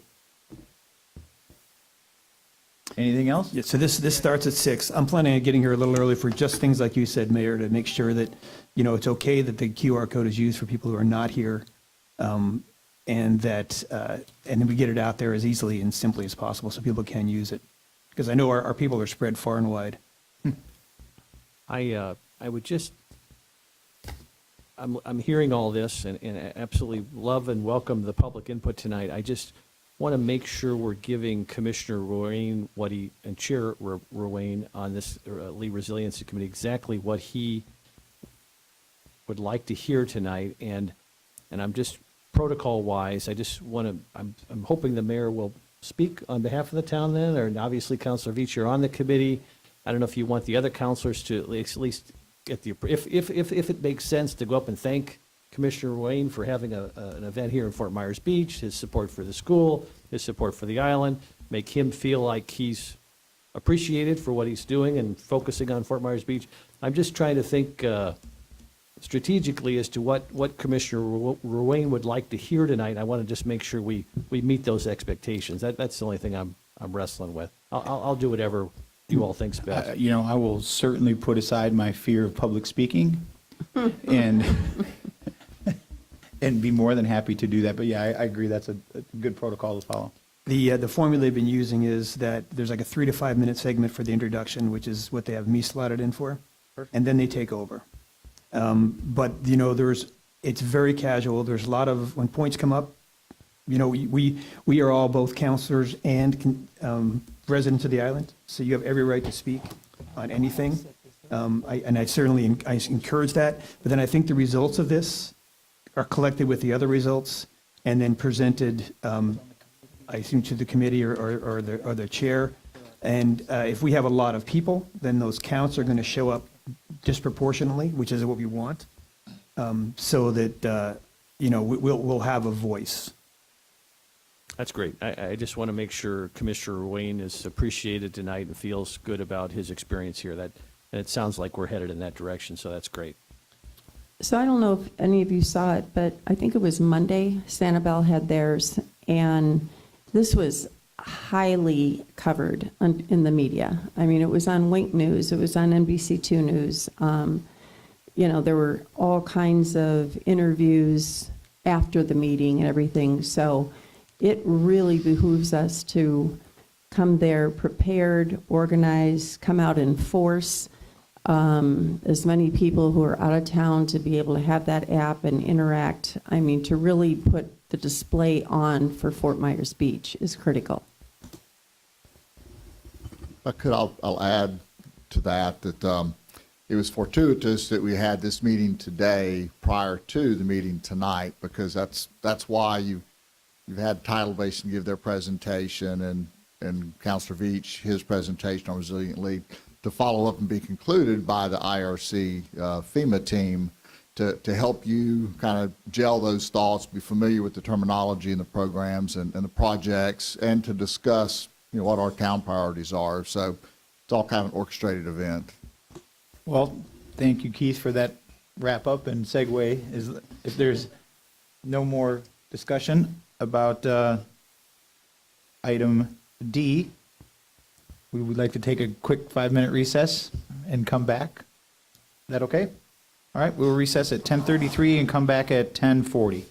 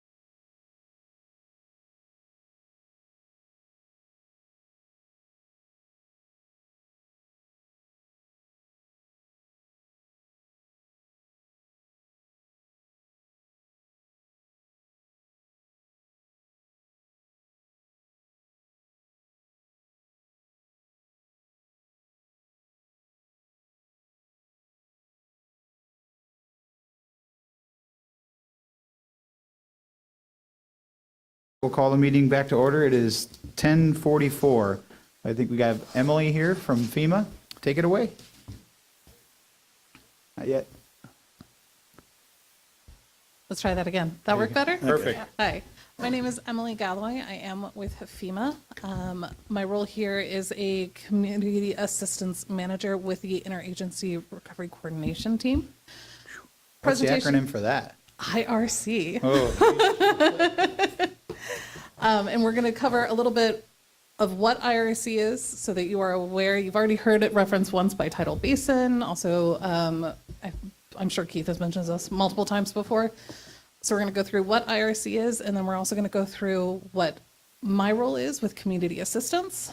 And then we're going to go through a little bit of a draft scope of work that we've been working with the town manager, Keith, on. I'm not even going to ask if there's any questions yet, because I know there's already questions, but we're going to try to get through some of this first. So first of all, on a larger scale, our mission is to effectively and efficiently and equitably support your recovery outcomes. This is very specific. These are not FEMA's recovery outcomes. These are not anyone else's. These are your recovery outcomes. You have ownership with your own recovery. So what is the IRC in terms of what do we do, why are we important? We provide an integrated approach to the recovery, the workflow, the information sharing across a bunch of different organizations and agencies. We're looking at all of the issues, all the prioritized projects, of the state, local, and if you had any tribal or territorial aspects as well. So functional lines of efforts includes engaging stakeholders to identify needs and objectives, coordinating the resources, identifying support, and providing plan and data analytics assistance. So this is the big one that might help you clarify our role a little bit in your minds. So federally, on a federal scale, we coordinate our recovery efforts into 6 categories or recovery support functions. So these are the big buckets that you can think of. We have community assistance, economic recovery, health and social services, housing, infrastructure systems, and natural and cultural resources. Now, on the left-hand side of that, you will see an agency's symbol beside each one of those. Those are our coordinating agencies for that topic. So for example, at the bottom, natural and cultural resources, the agency beside that is the Department of the Interior. Housing, you'll see HUD is the coordinating agency. Infrastructure systems is Army Corps of Engineers, up the wall. Now, behind them, they are a coordinating agency for a reason. So yes, they have access to their own programs, but they coordinate all of the partnering agencies that are behind them, which encompasses over 30 other federal agencies. So while those agencies aren't listed here, you can just say behind these 6, you can imagine the spread of the federal resources behind them. So working with us gives you access and gives you a connection to all of those other funding streams through the other federal agencies. Now within those, you see at the top, FEMA houses community assistance. Now, we're a little bit different because of that. So you have FEMA writ large, which you all are well aware of with public assistance, individual assistance, and that side of the house. Our side of the house with community assistance is a separate little entity. We are still FEMA, but we don't have any control or visibility on the PAIA side of the house. We don't know when sign inspectors are going out, for example, or anything like that. We partner with them and to see if there's any unmet needs, but we are a separate entity within FEMA. So what do we cover for community assistance? So we unite and coordinate the expertise and assistance across the federal government and from non-governmental entities and build the local capacity to plan for and manage your recovery. The critical task that we look at is the community conditions assessment, which we put together that looks at overwhelmed communities, gapping or capacity gaps, planning needs, and potential needs for outside support. We also look at the level of planning capacity that is needed in the specific disaster area and not just the wider scope of the community. We do look at both. We prepare a community planning technical assistance recommendation And we also look at the overall needs assessment that the IRC completes at the beginning of the disaster to see if there's anything that we need to feed into in terms of a larger recovery strategy. So potential assistance services that we provide. We can provide community data collection, assessments and analytics, capacity building, recovery project consultation or targeted technical assistance, recovery planning assistance, and then the big one at the bottom is the federal interagency coordination. So all of this is included are things that we can help support you with. So we've been working with Town Manager Keith here to come up with a proposed scope of work for Fort Myers Beach. This is just a brief overview of our scope of work and the lines of effort therein. So the first line of effort we have is create a communications plan. This includes the creation of a task force to include both city departments, but any other recovery partners, and coordinate communications between Fort Myers Beach and the recovery support functions, so the IRC itself. It also is creating that position of municipal community recovery coordinator to be a point of contact to coordinate communications both with city leaders, county and state officials as well. So just kind of make sure that we all have our communications tied in, everybody's getting the same information, and it's all fed into this one communication plan. The second part would be planning, the project planning, and it's separated into two phases. The first would be to identify priority projects, which is something we're already doing, both working with Tidal Basin, Resiliently, listening to all the things that we're hearing out of the community of things that people want to have done, and putting them in a timetable of initial, critical, or long-term projects. The second phase would be connecting all of those planning products and plan updates that need to happen into a wider roadmap and alignment of your projects. So this would include not only coordinating with the Resiliently, Tidal Basin, yourselves, but also looking at how the timeline of those phases fit into the plans that the county has as a whole that they're working on, as well as the state of Florida, so that no one is doing anything out of sync, that it all flows together, and we're all coordinated in our effort for recovery. The third one, which is something that you've talked to several times through the previous presentations, is identification of funding resources. So we do look at what people have submitted for PA. But if those projects cannot get funded, maybe they get denied, maybe they can only get partially funded, that is when PA kind of goes, hey, IRC, we have a need.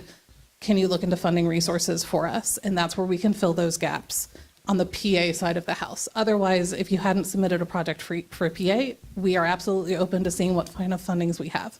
We have, remember, those 30 plus federal agencies behind us. We also have advisors that we bring in from anything from sustainability to academia to philanthropic resources. So we have a wide variety of databases that we search through to find those needs and fundings. This can be grants, this can be loans. There's a bunch of different types of fundings out there. The fourth one, yes, is identifying your recovery goals. And this includes identifying the elements, the goals, and objectives that need to be included in our initial drafts of recovery plans. Now, having a recovery plan is incredibly important, not just to structure your recovery around, but in the future. If you already have a recovery plan in place prior to a disaster affecting your community, it can actually open up additional lanes of funding. It's kind of like a small business. If you want to create a small business and you need to go to the bank to get a loan, you have to have a business plan in place to go to the bank to get a loan. It's the same kind of thing. If you have a recovery plan in place, it can actually open the door to future fundings if your community should get hit again. The final thing we have listed is stakeholder and public engagement is first. It's not the last one. This includes public participation, whole community engagement, buy-in on prioritized projects, engagement plans to include public sessions like the one you're having this evening, and support of equitable and resilient recovery outcomes and projects. And the final thing we have is the recommended steps for implementation. This includes launching and implementing the recovery plan itself and how that's going to look like moving forward, not just in the next 6 months, not just in the next year, moving forward throughout your recovery longer term. So I know that was quite a lot through there. But we don't want to just focus on what FEMA can bring. So all of that was the side of the house that community assistance can help with.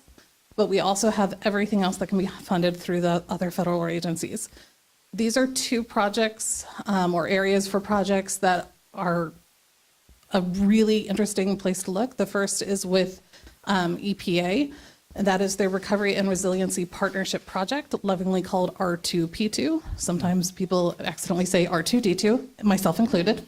May the 4th be with you. Right, exactly. Very nice timing. Thank you for that. So they did a project up in Mexico Beach. It was a stormwater management and green space project. We do have a representative for EPA. If you have any questions or you want to learn more about that today, we can get him up here.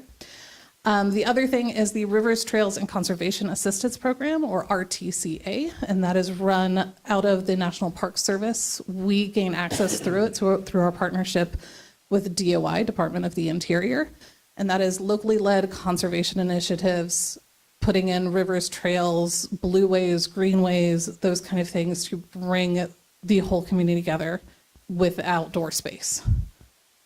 So that's another really great project. I know you've been No, go you're for on a it. roll. Interrupt me whenever you I'm like. Getting some questions, sir. Now, this RTCA, one issue we have is our island has been denuded of vegetation. Correct. And what happens with that is we get a lot of sand that's blowing back on the road, back into our stormwater system, which we're cleaning out.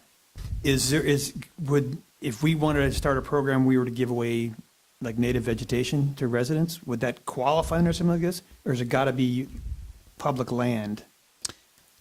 I don't know about the giveaway native plants. I love that idea. It's just a general project, but I have a background in environmental conservation, so I'm all over that. But we would reach out through our DOI counterpart who leads the Natural and Cultural Resources, RSF, to see if anyone has anything that would fund that particularly. You're not the only ones looking at that. Sanibel is obviously looking at any. To construct something new like that without waiting years for a grant? New construction, that's another one I would have to look at. I don't think off the top of my head on RTCA. I'm looking at my people in the audience to see if they know anything off the top of your head.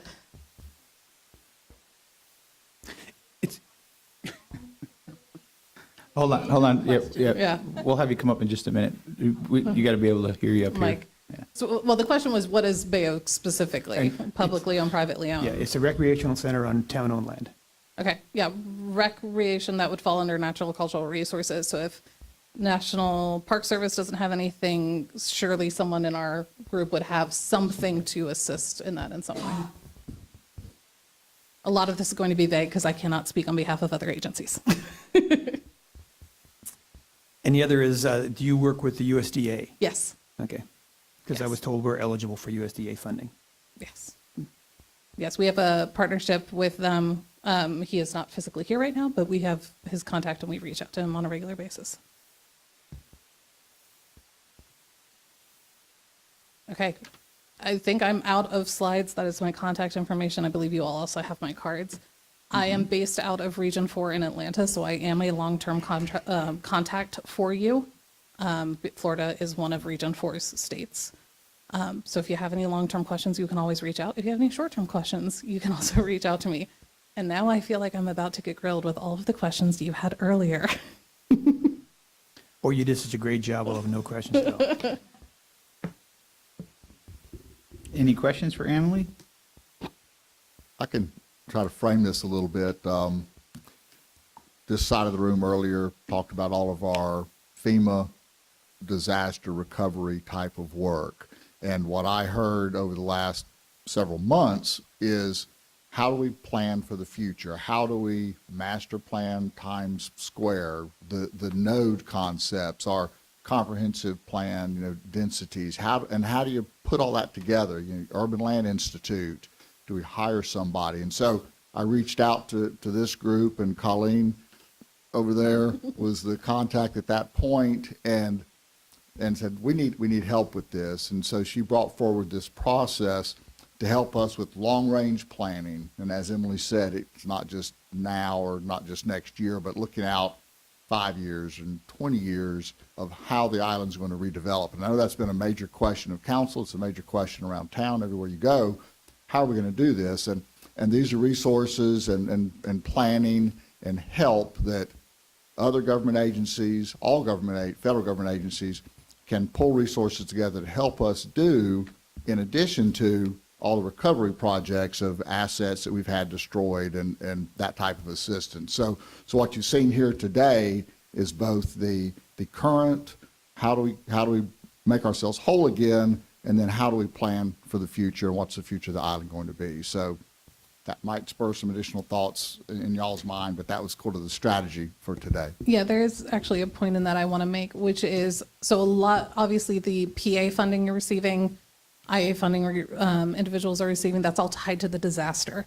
Some of the federal agencies' resources are tied to presidentially declared disasters, but a lot of our funding resources, especially philanthropic, things like that, are available beyond the disaster timeline and scope. So they're not just turned on and turned off, if that makes sense. The other thing to think about is a lot of these resources are rolling. So we were talking about the timing of resources, when you can stack resources, when you can blend resources. We can help kind of guide you through that a little bit when we create that roadmap of resources and projects. I would just take a second and thank you for your whole team for being here. I assume you all had to travel to be here, so thank you. Oh, we're up in Fort Myers. You're in Fort Myers, so you're yeah. based in Fort Myers, Yeah. so that's great. Thank you for being here. I would ask, particularly since you have a good regional view of what's going on here in Southwest Florida, if you see things that other communities are doing that think, oh gosh, I haven't heard from Fort Myers on that, Fort Myers Beach on that, I hope you'll reach out to us and give us a heads up. As you know, we're having a transition here in our leadership, so hopefully you'll work well with Andy and get him up to speed and work well with he and his team. And again, as you see best practices from previous hurricanes that you've been involved in, again, if there's things that we need to be doing or things that you need to reach out to Tidal Basin, don't always just wait for us to reach out to you. Feel free to proactively reach out to us. We sure could use your institutional knowledge and your wisdom and your relationships with other communities as well. So thanks for being here this morning. Well, thank you, and that goes both ways. If at any point in time you go, hey, this is a need, you have my card, shoot me an email, call me, text me. You can reach out and we'll put it in our process to see what we can get done for you guys. Absolutely. So this may not be in your wheelhouse based on what I just heard, but you heard my question earlier about town hall. Correct. You know, we've had a real big challenge with getting inspectors from FEMA to do things in a timely fashion. And I know there was some discussion about allowing third-party inspectors to come in because of the shortage of inspectors. Is that something that's still going forward, or can you give me at least an update on town hall? I have absolutely no update on town hall. I don't see that side of the house. I do remember kind of that discussion about other inspectors. I don't know where that is in the process, so I'd have to go back and try to get you the most up-to-date information. I can try to do that. I have no guarantee of an update on specifically town hall. No, I've probably got 15 of these cards. I'll go try to see which one I can reach out to get that answer. Thanks. Bill, any questions? Oh, yeah, of course. So it kind of as an example, I understand, because I listen to, Tidal Basin, and you seem to do similar things, but you're on the inside, they're on the outside, if you will. So let's just, a tricky example, we're talking about canals, which could be considered environmental, it could be considered infrastructure, it could be considered stormwater. So there's a lot, one way is you could look at that as saying, well, maybe it won't qualify as anything in particular because it's got all these different components. The other is saying maybe parts of it would apply at different agencies. How would you address something like that? So first, we would need to know the exact size, scale, scope of what you're looking at as the project, locations, those kind of things. One thing we were kind of thinking when you had that conversation earlier of like, okay, what do we have off the top of our heads without going back and doing our research with all of our resources? Your CDBG-DR money that you're getting. There's a mandatory 15% that must be spent on mitigation. That's my understanding. I am not an expert in this area, but that is my current understanding. If those projects, if you could get them listed under resiliency, I'm wondering if you could use part of that 15% toward those projects, if you wanted to. That's one possible type of funding. If we were to look onto our side of the house in terms of the interagency, if you wanted to look at stormwater, water quality, that kind of thing, I would reach out to our partners within EDA, USDA, DOI to see if there's anything in their realms that they can pull out. Canals get a little touchy if they're privately owned. That's where kind of the third rail on our house is. Publicly owned is kind of where we sit and where we live. But there's definitely opportunities that we might be able to kind of figure out that funding. But yeah, I would take it back to our experts, see what they can pull out of their team and see if we can stack any funding for you. Then our backup is always the philanthropic resources. We have a massive database of resources that's housed online. Like I said, some of them are grants, some of them are loans. Might not be the type of funding you want necessarily, but it would be something, hopefully. So that's where I would start. Thanks. Councilor Woods? Where do you start? So many things. Yeah, I mean, what Keith mentioned too about just having this global plan of planning, I think that's what everybody wants right now. Yep. That's the main conversation. Where do we go with this?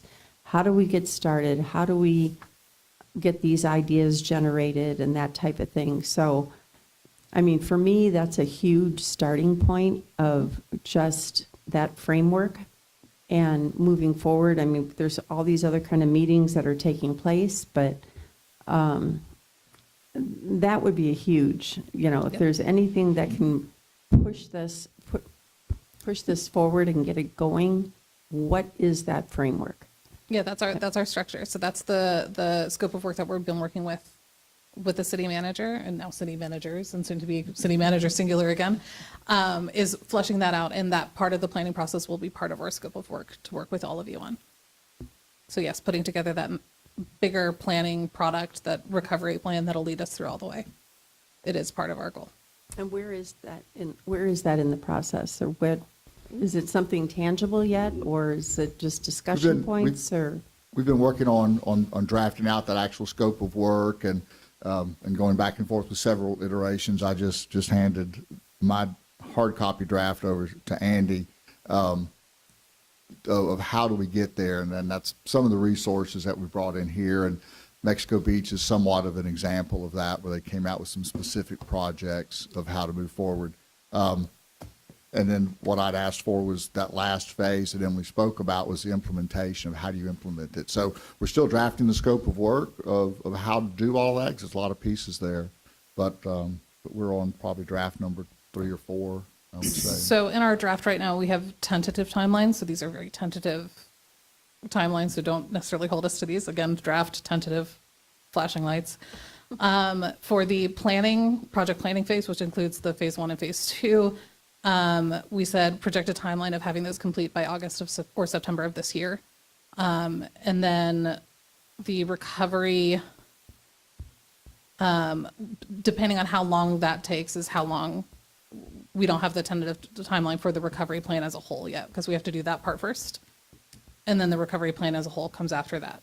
So if that is completed on a timely basis with our contractors and everything else, then we can move forward from there. So think August, September timeframe for that initial part. And then there was a third or fourth bullet point in there was the public outreach stakeholder part of this, which takes a while. You need to have multiple meetings and take that information back in and assimilate that too. So it's all part of the process and scope that we're working with them on. And these are free services, by the way. Yeah, and that's the important part, is that people can actually see that there's progress being made on this, that we're working. It's not just random conversations everywhere taking place, but we are moving forward, and that's huge. Correct. Vice Mayor Adult, any questions for Emily? Nothing additional. Thank you. Counselor Kane? I do not, but thank you for your time. Thank you. Thank you, Emily. Thank you for having us. We appreciate it. Thank you to your team that came out. Quite a team. You sure you guys don't want to say anything? I mean, we don't. If you want to talk R2D2. So this Yeah, is Rick perfect. Dubrow from EPA. He's our sustainability advisor. So the R2P2 project, or R2D2, he will be the lead on that if that comes to fruition. Yeah, so one of the things that's under the scope of work, my name's Rick Dubrow with the Environmental Protection Agency, act as a sustainability advisor. So kind of work across all of those different RSF functions, try to make sure things are a little more resilient, a little more sustainable, help in the long term. The project that we did with Mexico Beach, we actually did that with 5 other cities, looking at sort of the downtown redevelopment projects, looking at parks, looking at that overall connectivity of that landscape, to really put together the vision. And we utilized some landscape architects to come in, actually take what it is we hear from the community, sketch that out, run that through a number of different community outreach stakeholder meetings, and then come back and talk with the city council on sort of the final product. All of those projects look at funding resources that can support those, and so it's good to know that you have somebody like Tidal Basin to be able to write some of those grants to be able to get those funding. So for Mexico Beach, I think there were probably 80 different funding sources that we identified sort of right off the bat that would support their activities. I haven't spoken with Doug Barber in probably 10 months, but last I heard there was over $250 million that they've been able to get in support of those vision projects. And we work closely with certainly Department of Interior and their RCTA, Rivers Conservation Trails Assistance Program, to look at revisioning some parks. So there's a way to bring a lot of the different federal agencies into that planning process that we've been talking with Keith about. So the place we're at now, if the city council is interested and that becomes part of that scope, we'd certainly like to work with the community and work with you to identify specifically those priorities. You know, how does the road across from San Carlos over, what does that look like? What are we doing with San Carlos? We've got some discussions going with Lee County and looking at a larger greenway recreational opportunity outside of the city, but how does the city's efforts tie back into the efforts that Lee County is doing? So it's really more of a holistic regional perspective on the recreation economy itself.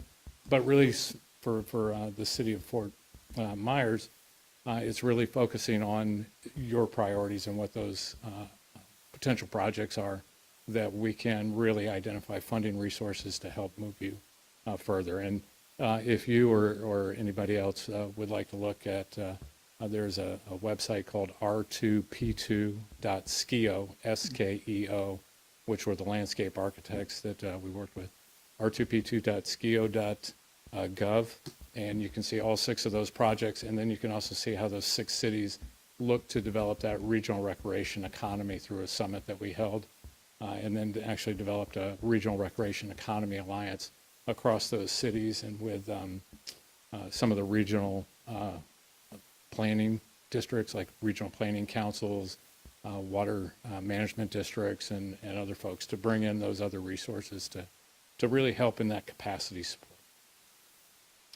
Is that SKIO, S-K-I-O? EO, S-K-E-O. S-K-E-O.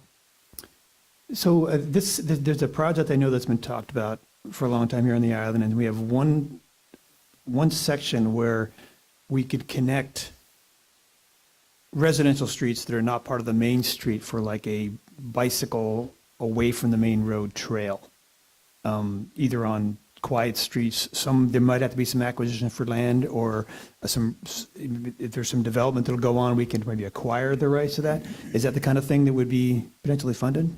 Absolutely. So if that was one of the, so we would probably look at maybe 6. I mean, we're limited in the amount of activities. We can't do a total comprehensive citywide analysis, but we can look at the trail connectivity concept and where those properties might be identified, and then what resources are available to support the purchase or acquisition of those, or what types of easements you might be able to utilize. I know that The Florida Department of Environmental Protection has a Greenways and Trails program, and they do some where they don't actually, they get the rights away, but then they also provide liability for if it goes through somebody's property, so that the homeowner's not liable if they're willing to allow that property to be part of that trail system. So, and there are different ways that we can look at it, and that's really what we do, is bring a sort of a brain trust, brain power to the issue, and think about some innovative ways. So I know we've heard a lot about the turtle lights, for instance, as an issue, and I don't know if you've looked at solar and maybe doing solar in a bikeway, so it's on the ground and everything's underground except for the lights themselves. So, kind of bringing those different ideas and thought processes to the issues that are most important to the community, and then bring that back and make sure that we're doing that community outreach through stakeholder groups and charrettes and workshops. So then another question, as far as, would you consider a bike lane to be a path, or is that? We would indeed. So if we were to try to expand Estero and to get a bike lane where we don't have one, like right out here, that would be something that maybe you could get funding from a source like that? Yeah, and we'd certainly bring in like a Department of Transportation, Federal Highway Administration to look at the funding resources that they have, because, this is sort of a once-in-a-generational opportunity, not just because of the hurricane, but also the bipartisan infrastructure law funding and the Inflation Reduction Act and the ARPA, the American Rescue Plan Act. All those funding resources, there's just a lot of infrastructure dollars that are coming out, and sort of lining up where the priorities for the city are, and how to be able to access those funds. So if you've already got your priorities in place, and we've done the surveys and community outreach and all those kinds of things that you need to be able to put together a solid grant application, all those kinds of tools and resources are part of that final document, as well as some next steps on how to move forward. All right, thank you. You said it was R2P2 Skio. R2P2.skio.gov. .com. Oh, .com. .com. There's no, Oh, okay. Sorry. Yeah, they're not government, but we make sure that they are aligned with really all the intricacies of our different funding programs, to make sure that they're really aligning those projects and the vision of the community with what those expectations are for this grant. thanks. Thank you. Mm-hmm. Thank you. And I'll just add, while she's coming up, I've worked with SKIO before on redevelopment and reuse of a Superfund site into a city park, and they come in and they did all the public outreach and the stakeholder input to help design that park. And they must typically work through federal agencies, but they're a great group, really qualified. I would recommend them to the public here as an entity. I just so Counselor Veach gets affirmed, I think both those bike ideas are excellent. And if we could continue to look at those, I think that's a tremendous benefit, not only to our bicycle enthusiasts, but also to our traffic congestion problem. And I do think too that, bicycles are an important part of the transportation plan onto the island, because I know I talked to one person who had a marina, and a lot of his workers would park at the park and ride and then ride the re-bikes the rest of the way. And I do know that right now, though, the Department of Transportation is changing the bridge, so we'll no longer have a trolley bike lane, but they want to make it a traffic lane, which makes it restrictive for bikes. And if we want to do a regional bicycle kind of transportation plan, then that is probably something else we need to bring to the table. Go ahead. Is this on? Yeah. It okay. is. Okay. First of all, What's your name? thank you. Tanya Pence. Thanks, Tanya. Thank you. And good to be with you. I am the Federal Disaster Recovery Officer, and having the privilege of leading all this group and coordinating all the federal agencies. A couple of things I just wanted to kind of expand on a bit. First, Mayor, when you said I have all of these business cards and I'll have to sort through them, that is not helpful to you. And the question... Kind of what I was getting at. Yeah, right. Noted. The question on inspectors, I know that it keeps coming up, Some communities are still interested in that. Some have decided to move on or do other things. If that's something that is still of interest here and the town hall question, let me take them back to the JFO, the Joint Field Office. I'm, based out of Orlando, but let me just run it to ground for you. Okay, it's not helpful for you to have to fiddle through all those cards and figure that out on your own, nor is it helpful for me to speculate on what that is. So let me give you the best information that we can, and I can follow up. Yeah, it just, for me, looking at the list that Tidal Basin had and with it seemed the timing of being able to get some of these projects obligated moving forward was being contingent on FEMA inspections, which are still months out on some of these. And, we're really getting to a point where, insurance has gone as far as it's going to go with some of our homeowners. They've received the assistance that they're going to get from FEMA. Their houses are still sitting there. Our house, Town Hall, is still sitting there. And it's hard to tell someone they have to do something when we haven't taken care of our own house yet. So, and being held up by a process that seems to have been taking forever is maddening. Sure. And, I don't know, and maybe we talk offline just a minute when we wrap up here. If you've had a conversation with FDM, if there's resources for extra inspectors across the state that could be allocated or sent here for a short amount of time just to get some of that backlog taken care of. Okay. Okay. And again, just in the federal position of being the supportive arm, your recovery is locally led, state managed, and then federally supported. So the first thing we do is just have that question with FDM. Hey, where are we in the inspector issue? Is there anything out there? And then see if there are other resources available. Well, I think, not to belabor the issue, but what we're specifically talking about here with Town Hall, it has nothing to do with FDEM, has nothing to do with the town, has nothing to do with the insurance companies. We're waiting for the report from FEMA, correct? To be able to give that final, okay, FDM standing ready to take the building down through the eandebriscleanup.com web, program that we're in. But that time is dwindling very quickly. So we're being held up to our progress. We're talking about long-term recovery, but our progress is being held up by the same program the same system that we're talking about trying to plan for long-term.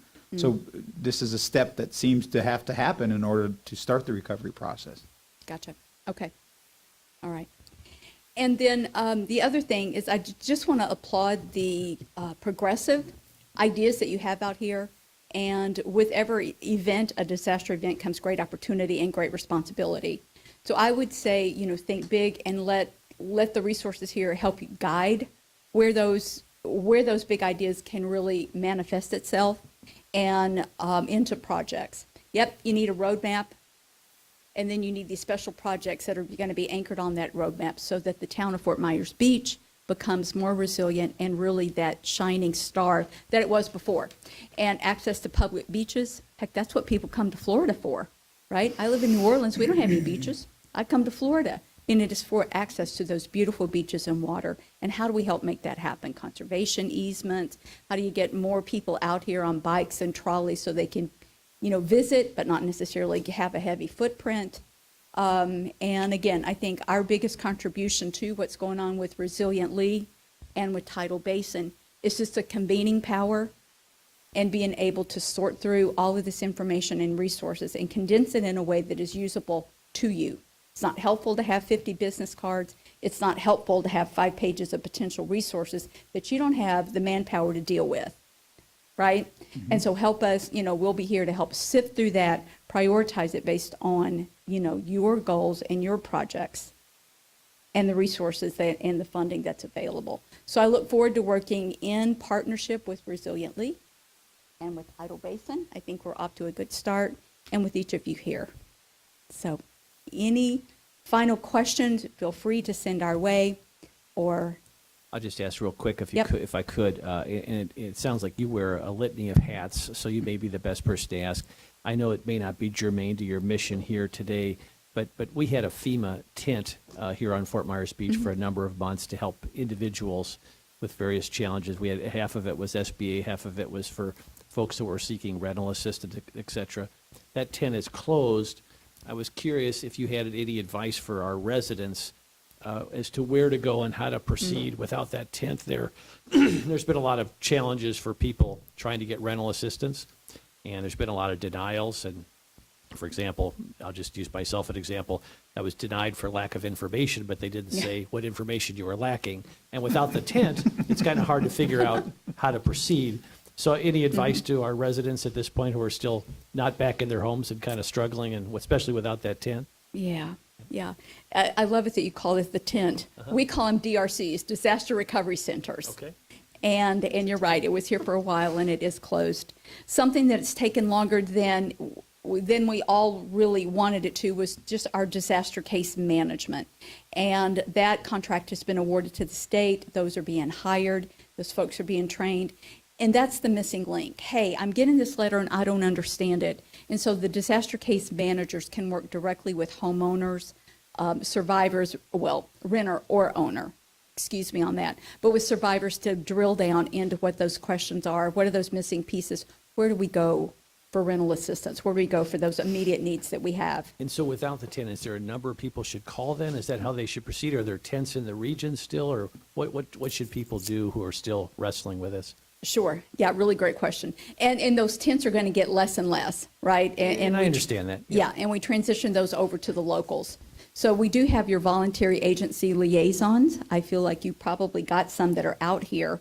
You need to connect with them and find out what that process is. But I can make that connection for you. I don't know when those trained case managers are going to be on site and in theater in this area, but we can get that information in. Or if they've already got either a website or a hotline open, then let us get you that information. That's great. Thank you. Yep. Any other questions? Thank you. Anyone else? You guys been sitting there a long time. You sure you don't want to say something? No? All right. Thank you guys for coming out. That'll bring us to agenda management. We'll start with you, Counselor King. I have nothing.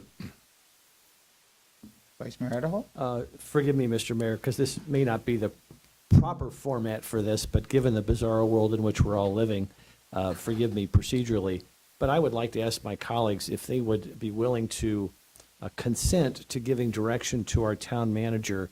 I didn't have a chance to discuss it at length with our town attorney, but one of the things that I'm hearing about on our island, particularly on commercial developments, is that many of the, for example, at a condo building, which is under, most all of our condo buildings are under tremendous repair, and you generally have a general contractor at that condo building. Of course, most of the signage, original signage, has been destroyed.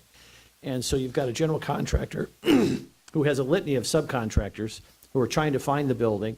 And so the contractor puts up a sign. Most of the signs are pretty tastefully done.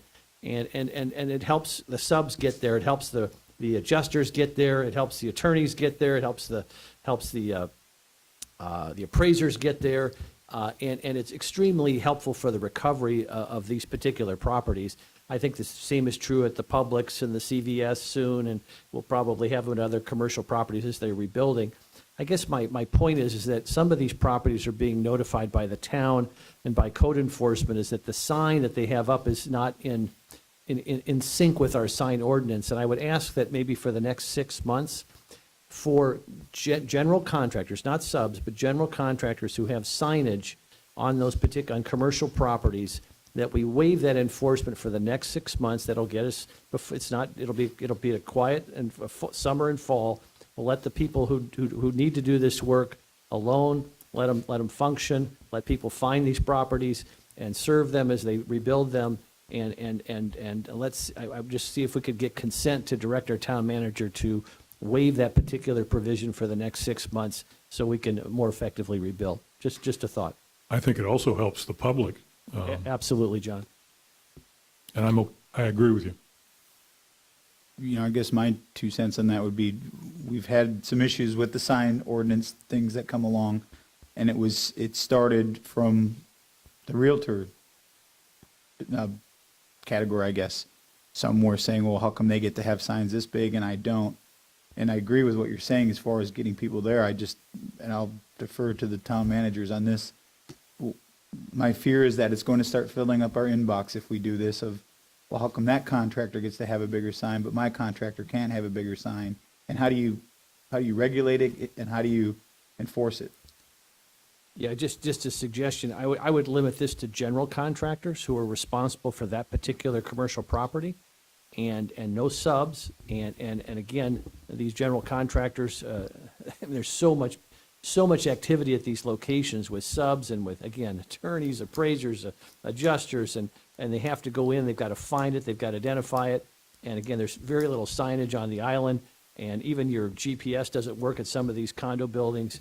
And it makes life extremely difficult without decent signage that doesn't always comport with our sign ordinance. And I'm just talking about the next 6 months. It's not during season next year, but it's going to be a pretty quiet next 6 months on the island in terms of people on the island. So it just from an efficacy standpoint, I'd like, maybe it's more complicated than Mr. Mayor could very well be. Yeah, and I'm certainly not trying to be the devil's I know, advocate I to your know, idea. yeah. I'm just thinking about general contractors that were hired for single-family homes.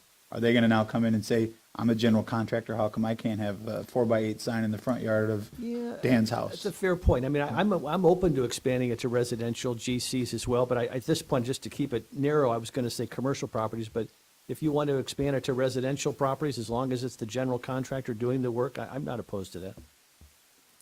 I think general contractors can put up signs now, it's just a matter of size, right?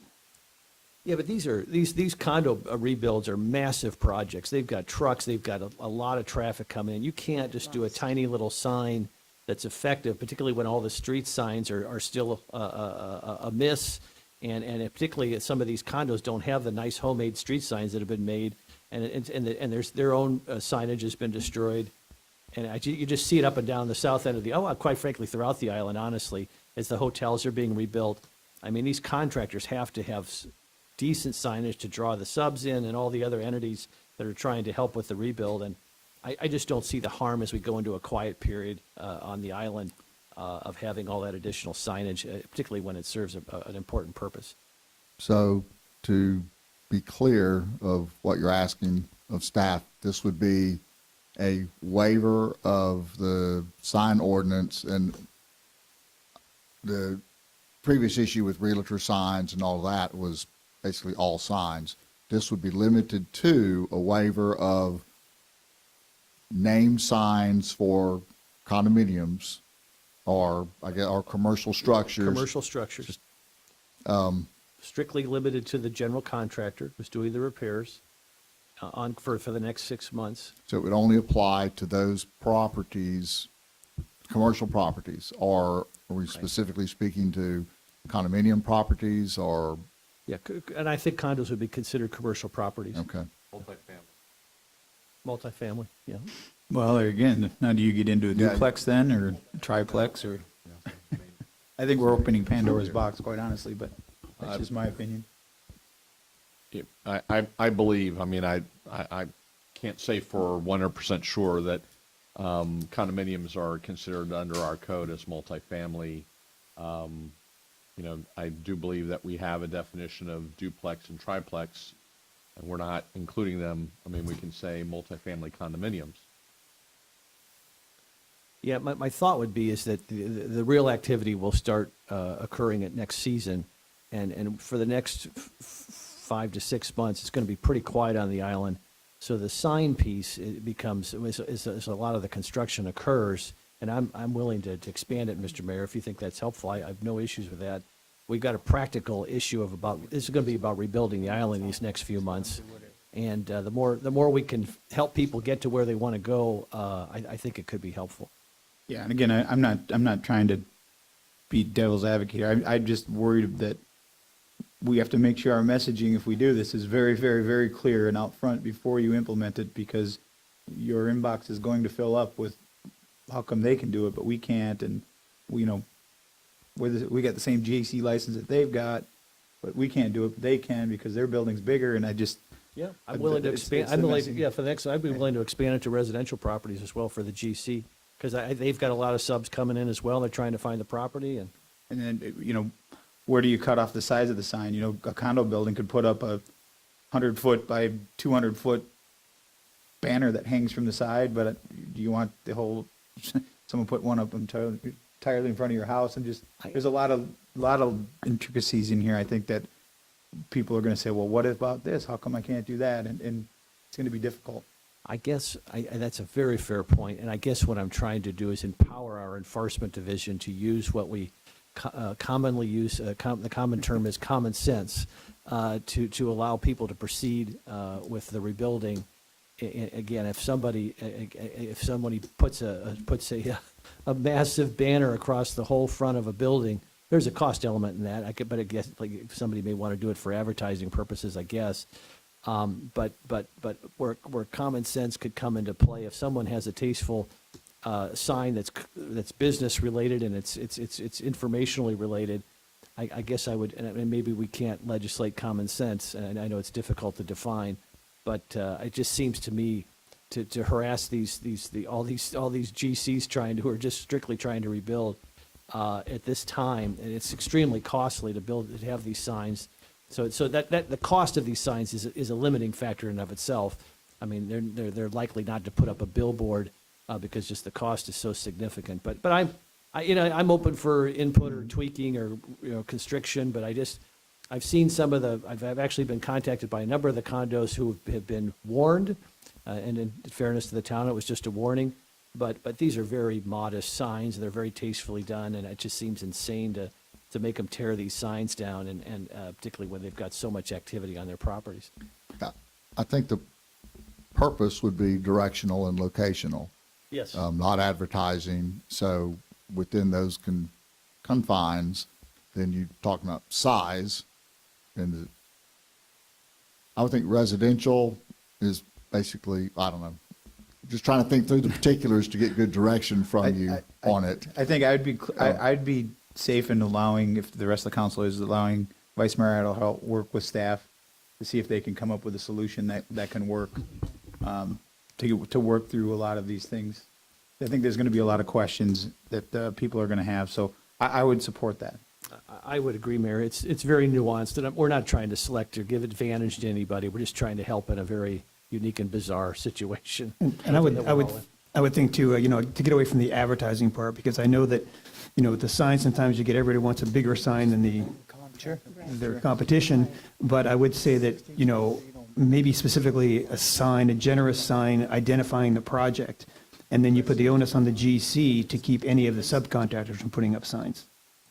I think that's fair. Yeah, I think that's fair. I think clearly the GCs do not need to have signs up, and just the general contractor at this point. If I may just have a little, little input. Could be like commercials, just hearing it for the first time, commercial signs, 16 square feet, 4x4, whatever the case, 2x8, however they want to do it. The name of the business or name of the contractor and the address, limit, right, don't make it advertising, we're selling these or anything like that, but this is just an identifier of the location, maybe a yard sale type sign in the residential area. So we can work through that. And that's fine, and particularly for new signs. I'm concerned about some of this, like Publix has got 2 or 3 signs up, reopening soon. Clearly an entity that benefits the whole island. And so, I mean, and I don't know if they've been cited yet or not, but clearly those signs aren't consistent with the code.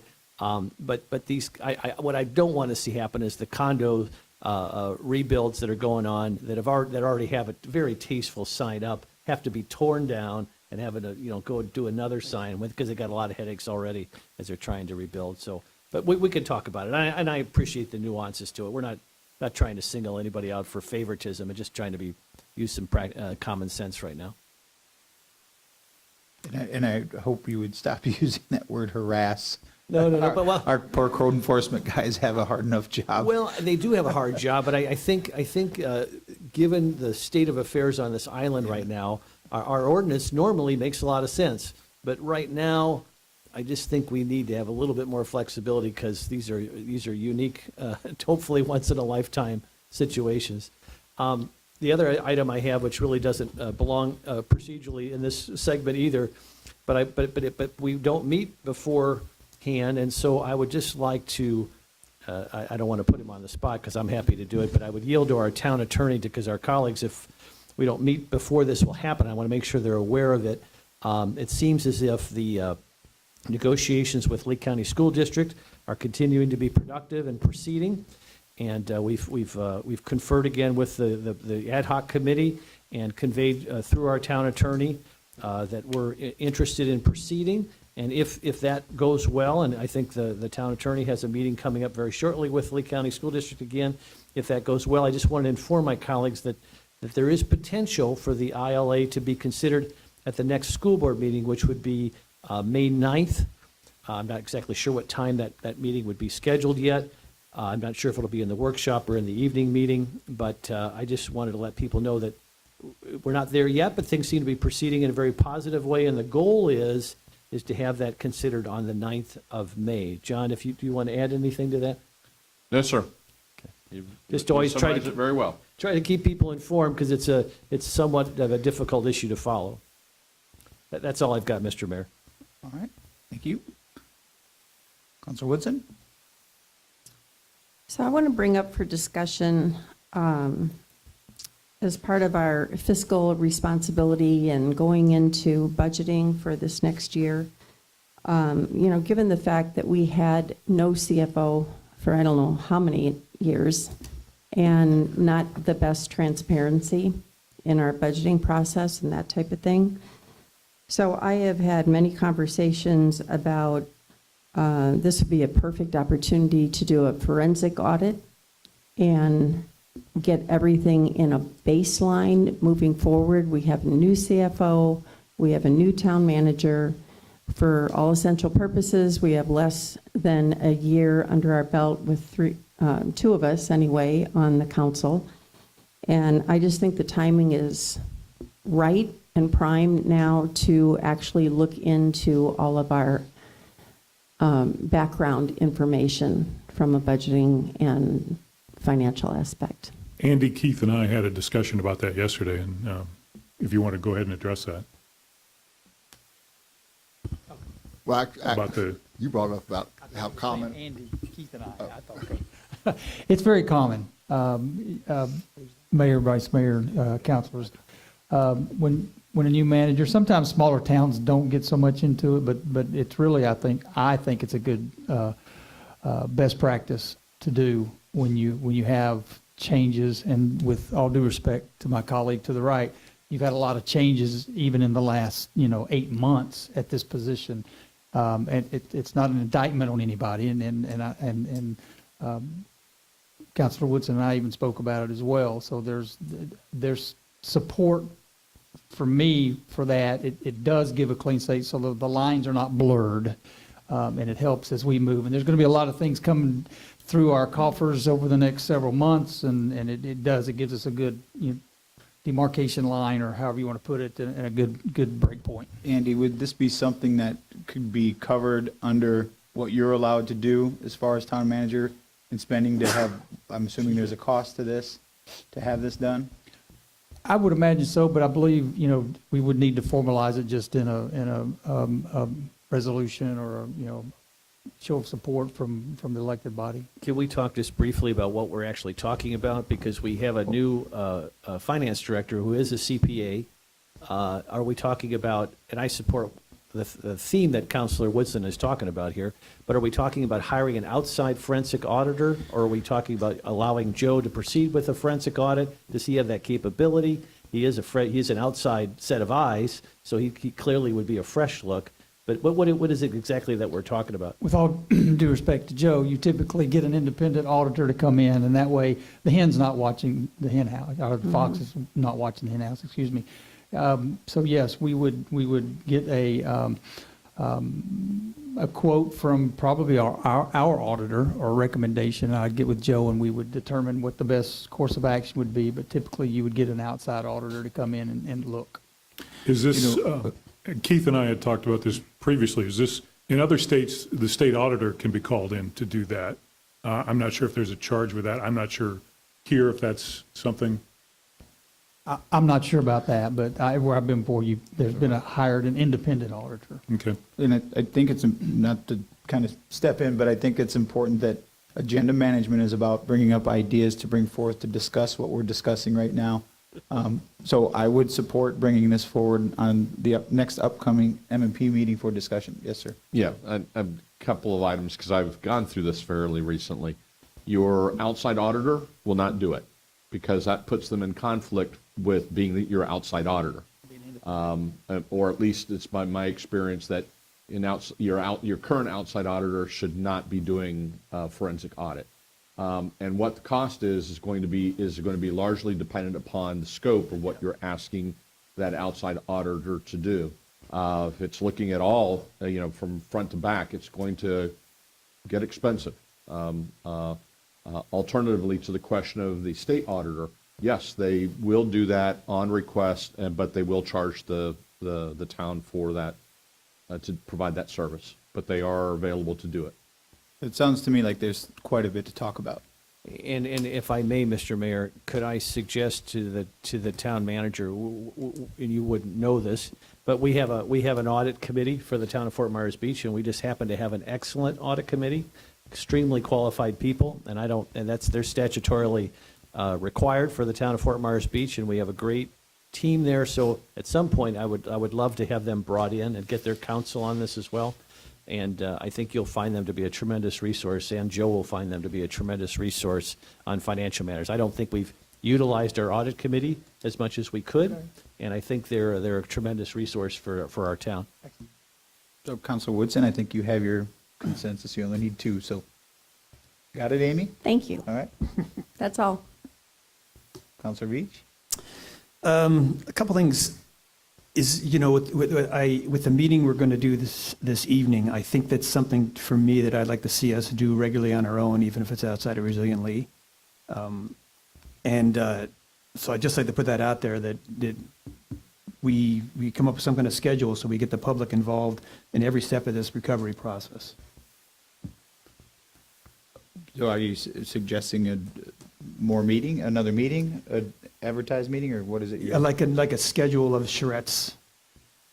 And, I think a lot of it, it's see how it goes tonight, and we can come back, maybe we'll just put this under discussion for a future meeting.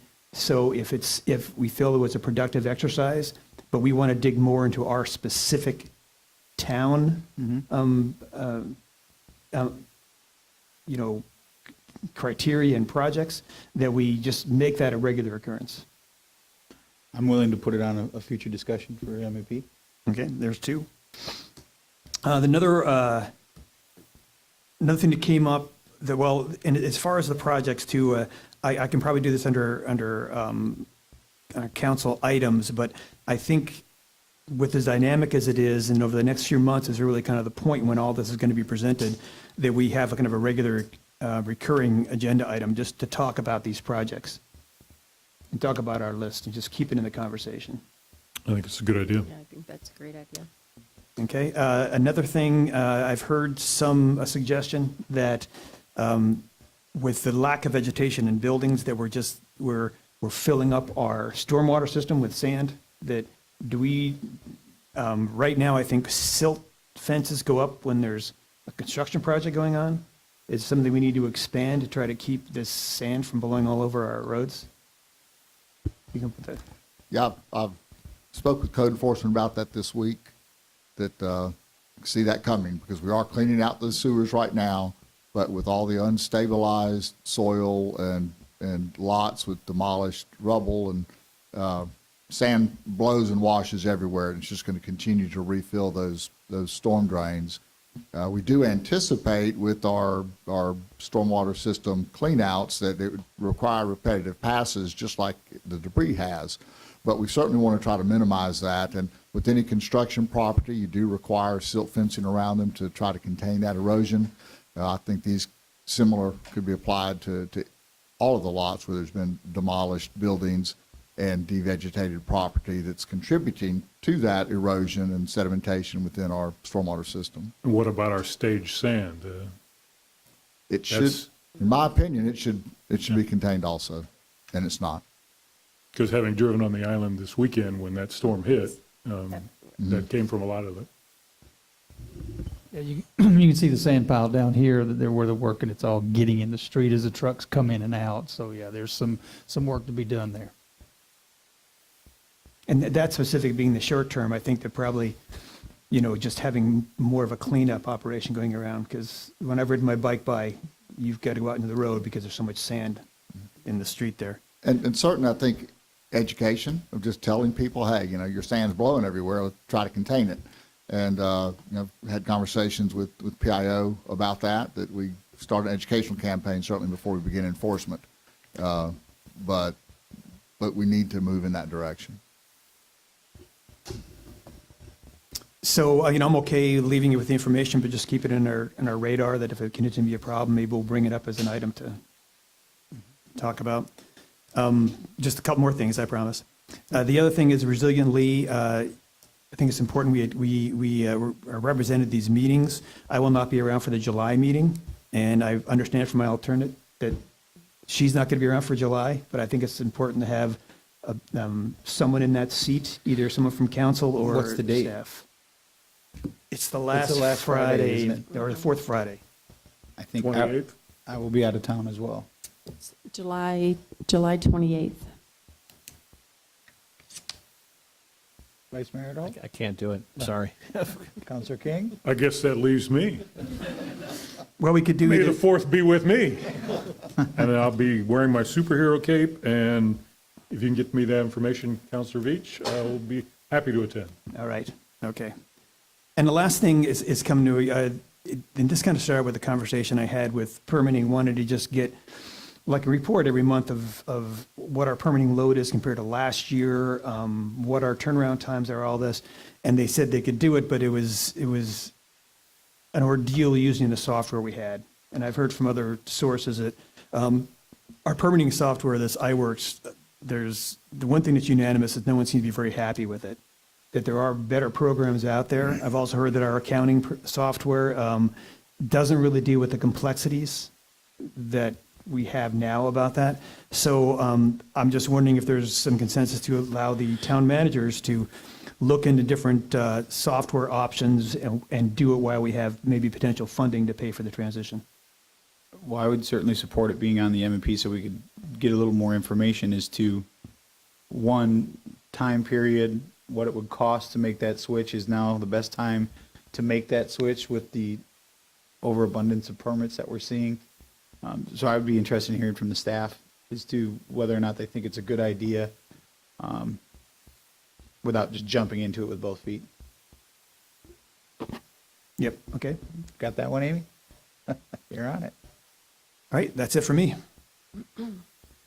I really only have kind of one thing, and it touches, it's kind of covering all things, and maybe it doesn't need to be on an M&P meeting, but I think in order to start conversations about the hardening of the communications, if we could have something on an up-and-coming M&P about ideas, of getting some of the cameras back, about getting some of the towers up, how we can harden them, what we'd like to see so that we can have a unified front when we make a presentation to help Tidal Basin help us, or FEMA help us, or the block grant or whatever. I'd really like to get some people in here from some of these companies to kind of give us a presentation about what technology is out there now. How can we, I always see, most people don't know what an EPIRB is, but essentially it's a beacon that when you're out on a boat, it has all the information about you that you need. Should that thing go off, they know where to find you, what color your hair is, what your boat looks like. Is there any kind of technology out there that exists to have something that either the town could provide or help subsidize for some homeowners, especially those that don't have a place to go or can apply through it, whether it be a grant or something, to try to get some sort of device to be able to allow people to have an alternative should they decide to stay, even against the warning to not stay. So just this discussion about communications, how we can get alerts or alert people, and it goes both ways. I know that back in my technology days, we had a thing that we could put into somebody's house that, almost like that, your phone goes off at 4 o'clock in the morning. It would essentially, if there's an emergency that comes up, it would actually turn your television on and alert you that there's a problem. Almost kind of, it's pretty intuitive stuff that's out there. So just, I guess, a broad conversation about some of the technologies available. If we could get some research, hurricane specific related stuff to discuss about how we can be more resilient or get ahead of the curve, I guess.